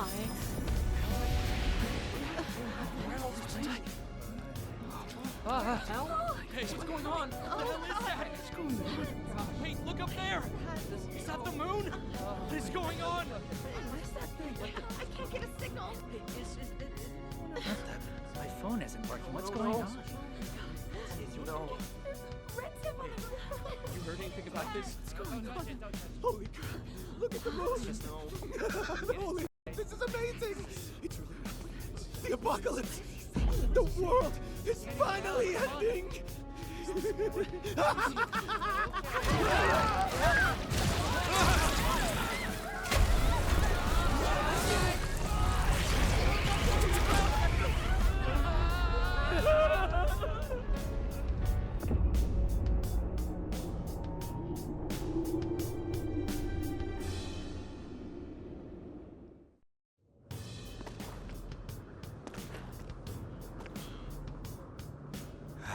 Last.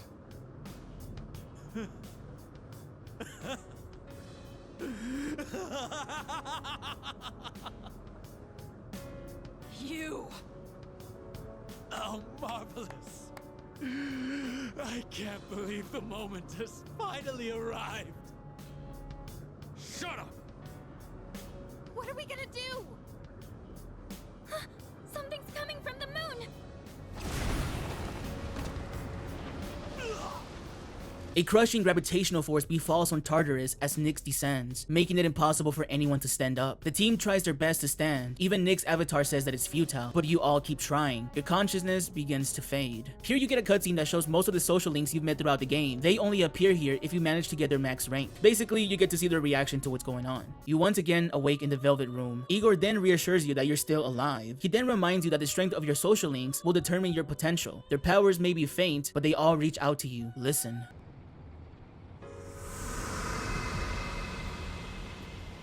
I'll always have your back. All I can do right now is pray, but whatever it is, man, don't worry about a thing. I know you can do it. I know you're facing a difficult task somewhere out there, but I truly believe that you can overcome any obstacle. Something frightful is going on, but we're not giving up. That's right, dear. We have to be strong for him. Something crazy's going on here, but I know you're out there doing all you can. I'm not gonna lose hope. I learned that from you. I'm okay right now, and it's because you gave me the courage to stand on my own. So please, you can't give up. Oh god, I'm freaking out here. But I know he's doing his best out there too. I don't even know what he looks like, but I know he's okay. I can feel it. I know you're trying to stay focused. You were there when I needed you. I hope I can do the same. Hey! Can you believe what's going on? I know you must be doing everything you can, so I will too. Everyone else is scared, but not me. You showed me how to be tough. I won't give up. How are you doing? Ça va, I hope? I am here for you, like you was there for me. What on earth made me think of you at a time like this? Well, I suppose you did teach me a thing or two about trust. You were the one who taught me that running away never solves nothing. And I bet you're somewhere out there fighting the good fight right now. Well, I'm here for you too, kid. I'll take on any challenge that comes my way without passing blame. You taught me that. I bet you're fighting right now too, huh? You saved me. I was so blind before. I'm sure you've got things under control, right? You always do. I know I'm not the only one who suffered. You've endured a lot too. But you can't just give up. You taught me that. Can you hear them? These are the voices of hope that wish to help you. I like how the world is ending and all they think about is, I wonder what he's doing. Because they don't even know about your powers or anything like that. Their voices together bring out a new power within you, the strength of the bonds you forged. Here, you acquire the Universe Arcana, a power that not even Igor thought he'd ever see. Perhaps now, you can do the impossible. With that, you reach your destination. The ever-rising Velvet Room finally comes to an end. Your contract is fulfilled and Igor's role is complete. He calls you a remarkable guest and sends you off one last time.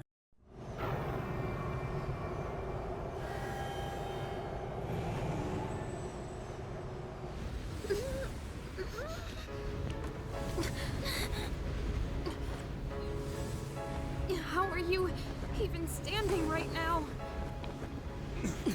Hey, you can't be going out there by yourself. No, don't go!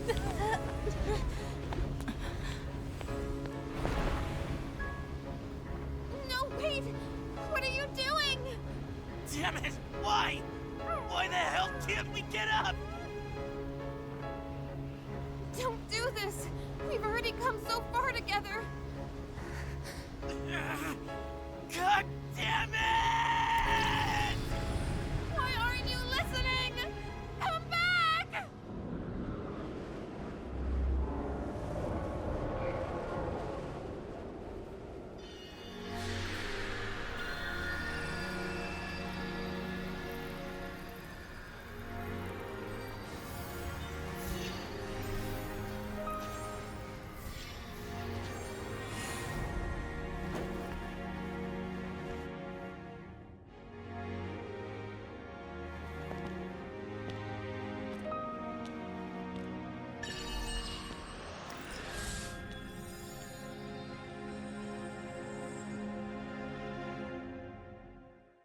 Here you reach Nyx's core. The battle begins as the track Burn My Dread plays. Nyx immediately uses a move simply called Death, bringing your health to 1 HP. The voices of your friends reach out to you. I don't want to say it, but with the power of friendship, they give you strength. You can't guard, use items, or a persona. You can only attack now. Nyx retaliates one more time with Death, but it misses. Your friends lend you more of their strength, so you attack again. Nyx counters with Death, but this time you block it. Aigis reminds you of your promise. Then you hear Shinji's voice. Alright, let's do this. As the power of friendship surges within you, it restores you to full strength. Here, you can finally use the power of the Universe Arcana, with the only move listed called Great Seal. The description reads, unleashes a power within to seal Nyx, and it only takes... Oh. Well, it's now or never. With this power, you can save everyone.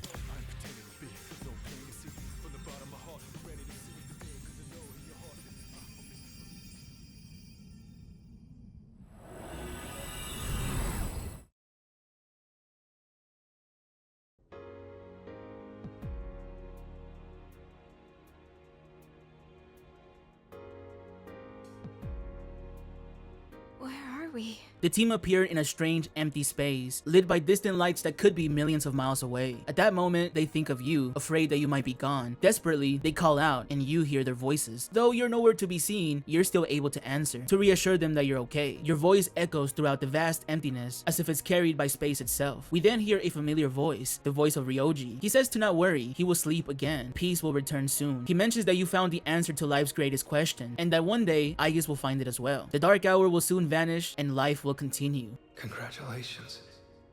You have the miracle you sought. May we meet again someday.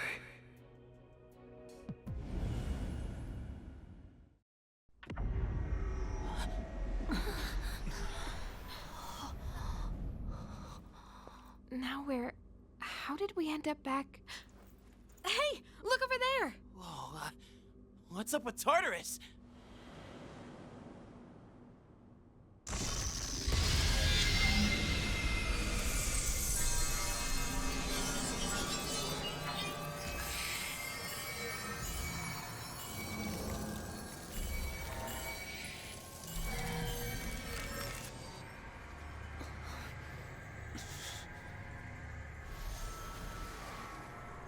It's finally happening. Everything's going back to normal. Our job is done.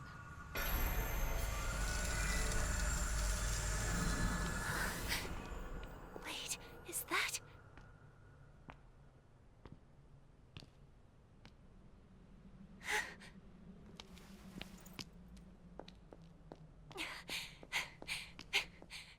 You're back. The team is overwhelmed with emotion, believing they had really lost you. Tears fill everyone's eyes, including Aigis. The battle has ended. By an unexpected miracle, the world was saved from the fall. Peace has been restored, and people resumed their busy lives. No one remembered anything about the extraordinary turn of events, and so, the seasons changed. The game fast forwards to March 4th, 2010. On your way to school, Junpei comes up to you. Crazy how time flies. You're almost 30 years now. Unsurprisingly, he's already stressing about the workload that comes with the final year of high school. Then, he spots Aigis staring your way. He thinks she's cute and wonders how he's never noticed her before. Yukari shows up not long after, mentioning that she lives in the same dorm, though she doesn't know her name either. Apparently, Akihiko and Mitsuru will be moving out soon. Yukari finally gets the curiosity to talk to Aigis. She asks if anything is wrong, but she just says it's nothing and runs away. After school, you get the chance to talk to every social link you've maxed out. These scenes essentially show where each character is months later, whether in terms of their life circumstances or their mindset. Since I didn't cover the social links earlier, it wouldn't make much sense to go into them now, but they're definitely worth seeing if you play the game.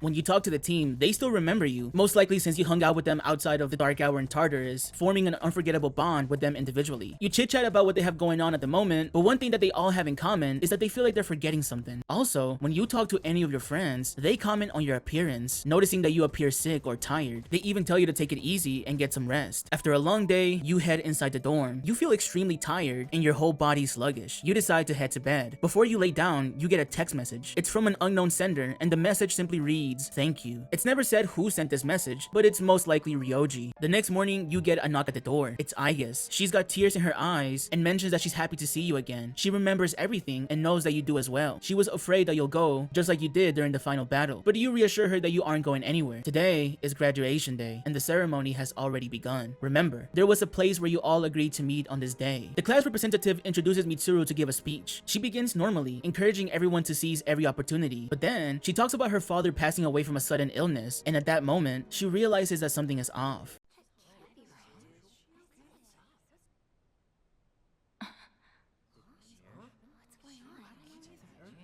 I remember now. That's right. After my father died, there was a time I lost motivation to live my life. Am I forgetting something? Sonata-senpai? What are you doing? Kuromaru! But no longer. I shall honor my father's will. I won't run from the future. I'll face it head on. Not a single doubt remains in my mind. And the reason... Our promise. Mitsuru. That's right! It's because I have forged such wonderful friendships. And we swore that we would never lose hope, no matter what the future may bring.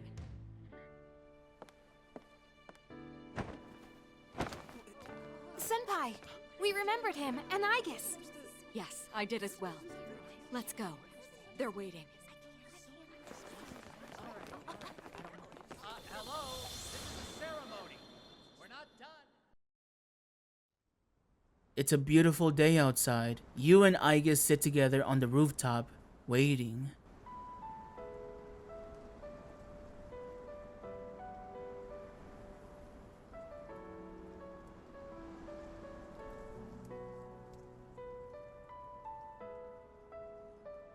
The wind.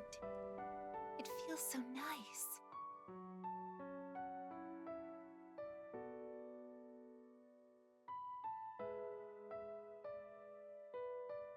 I admit, I'm finally noticing the beauty of spring. It's wonderful.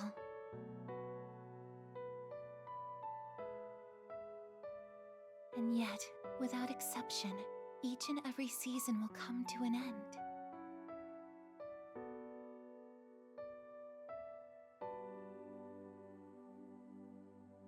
We fought side by side. We faced the world's end. And now, I'm finally beginning to understand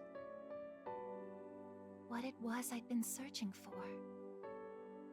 I always wondered what it really meant to live. Now I think it's following your heart, fighting for what you can change, and accepting the things you can't.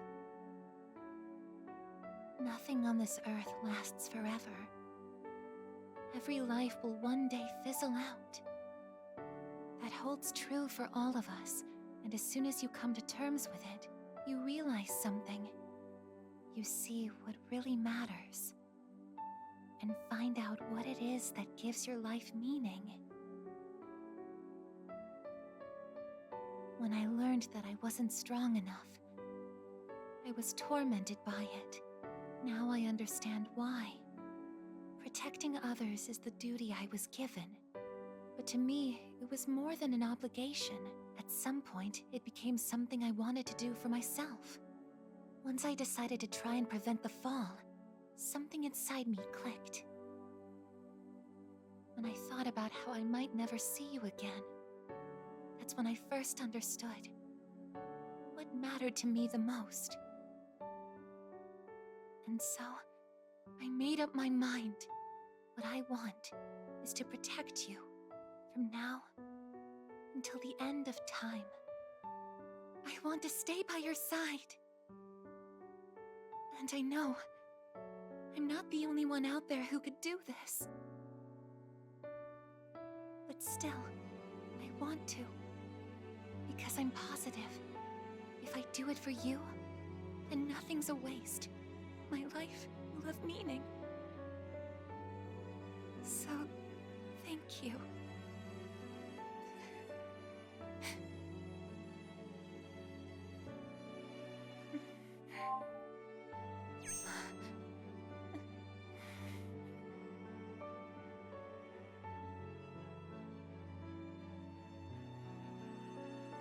sorry.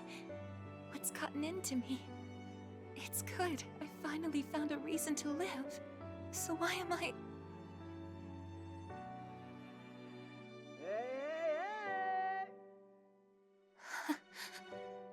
They're here. I see it now. I have friends. We support each other through thick and thin. Not everything needs to be for some greater purpose. Just caring about someone can be enough. That's all we need to give our lives meaning. As for me, I found my path. And that's to protect you with my life.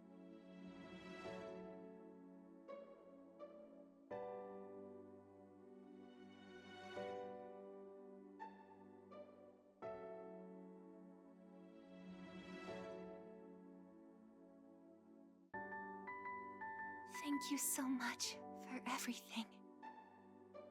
You must be tired. Go ahead and rest now. I'll be right here. I won't be going anywhere.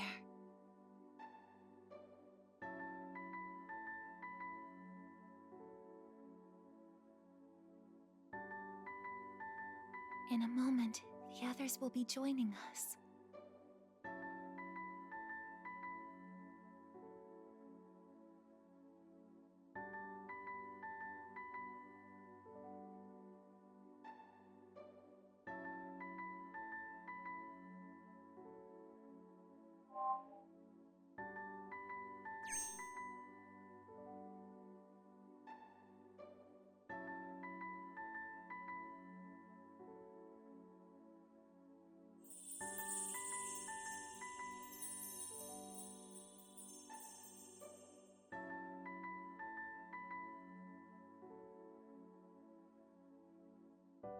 It'll be okay. I'm right by your side, here to protect you forevermore.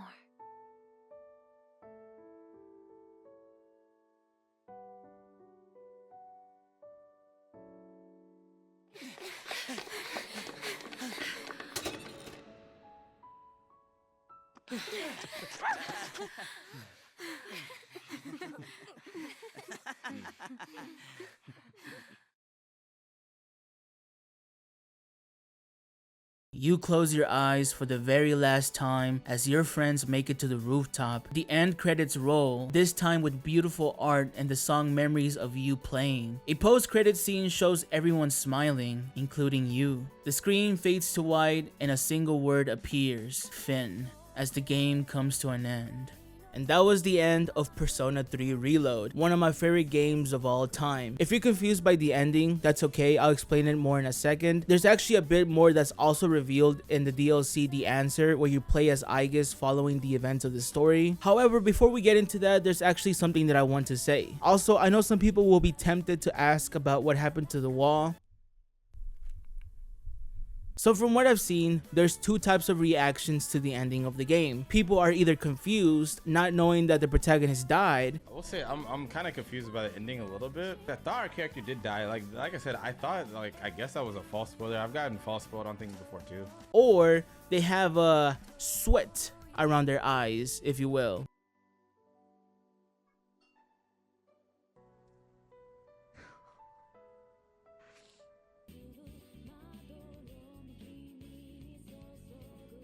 Now, because I am an Alpha Sigma with hair on his chest, red pill. Get that out of there. Get that out of there. I don't know why I Kim Kardashian ugly cried right there, but it was probably because I knew going into this game that the protagonist was going to die at the end. So just kind of getting there, like it just exacerbated the feeling, especially since I knew that that was the moment where it happened. In fact, it's actually why I didn't play Persona 3 after playing Persona 5 in 2019. It's because I was like, well, I know what's gonna happen. I know the character was gonna die, so I'm not gonna play it. And the reason why I even brought it up is because the fact that I knew that this was going to happen at the end hand and it still got me in that way, it goes to show just how well written that scene was. The game overall is just fantastic. I know there's people out there on Twitter that don't like Reload because there's some things that they changed from the original, and by discounting it, you're missing out on a great experience. Me personally, again, I never played the original Persona 3, so I can't tell you. I might play Persona 3 Portable on stream though. Maybe if you go follow right now. Maybe if you follow me on twitch.tv/IamXKami. Sorry about that. Persona 3 Reload visually is a really beautiful game. I mean, look at the menu. If you look at the UI in the game, it looks amazing. Just everything about this game looks amazing. I love the animation. I love everything about it. Glazing aside, let me finally explain to you what happened at the end of the game. If you remember during the final battle versus Nyx's core, when you had the power of the universe in your hand, the Great Seal costed all of your HP, all of your life. You technically should have died there, but there was one more thing for you to do to keep your promise. The promise to meet everyone at the rooftop. So you pushed your body for way longer than you should have, and the only thing keeping you alive is that promise. But you were clearly already showing signs of exhaustion. It was only after you heard the voices of your friends, knowing they remembered, and knowing that you will keep your promise, that you were finally able to rest. And the DLC episode Aegis, spoilers by the way, it's revealed that when you sealed Nyx, you became a door. Using the power of the Great Seal, you used your own life essence to become the seal itself. You see, Nyx isn't actually evil. She just represents the inevitability, I can't say that word, of death, the natural end of all things. The seal's true purpose was actually to keep an entity from reaching Nyx. That entity's name is Erebus. Erebus is the embodiment of the human collective desire for death. Erebus doesn't control Nyx, but rather acts as a beacon that guides Nyx to begin the fall. By sealing Nyx, you prevent Erebus from reaching her, therefore triggering the fall. In the DLC, the team fights and beats Erebus, but as long as people desire for death, Erebus will just keep coming back. If anything, I think the strength of Erebus fluctuates, meaning that Erebus might be weak in times of peace, but it could probably be very, very strong during times of, you know, the Great Depression or World Wars, where like humanity as a whole is at peak sadness or despair and stuff like that. While I can't find any instance of it in Reload, the original Persona 3 opening had a certain phrase that appeared constantly. The title of the video, Memento Mori. Memento Mori is a Latin phrase that means remember, you must die. And it serves as a reminder that you are mortal and you can die at any time. The story of Persona 3 explores the inevitability of death and how it shapes human existence. It delves into the fragility of humanity, highlighting how despair and hopelessness can manifest in the form of Nyx, who's a symbol of humanity's desire to escape suffering. Ultimately, the game encourages finding meaning and connections despite the inevitability of death. So while you still can, you don't have to be overly sentimental or cheesy or corny or whatever, but every now and then, remind your loved ones that you appreciate them, for tomorrow is not guaranteed.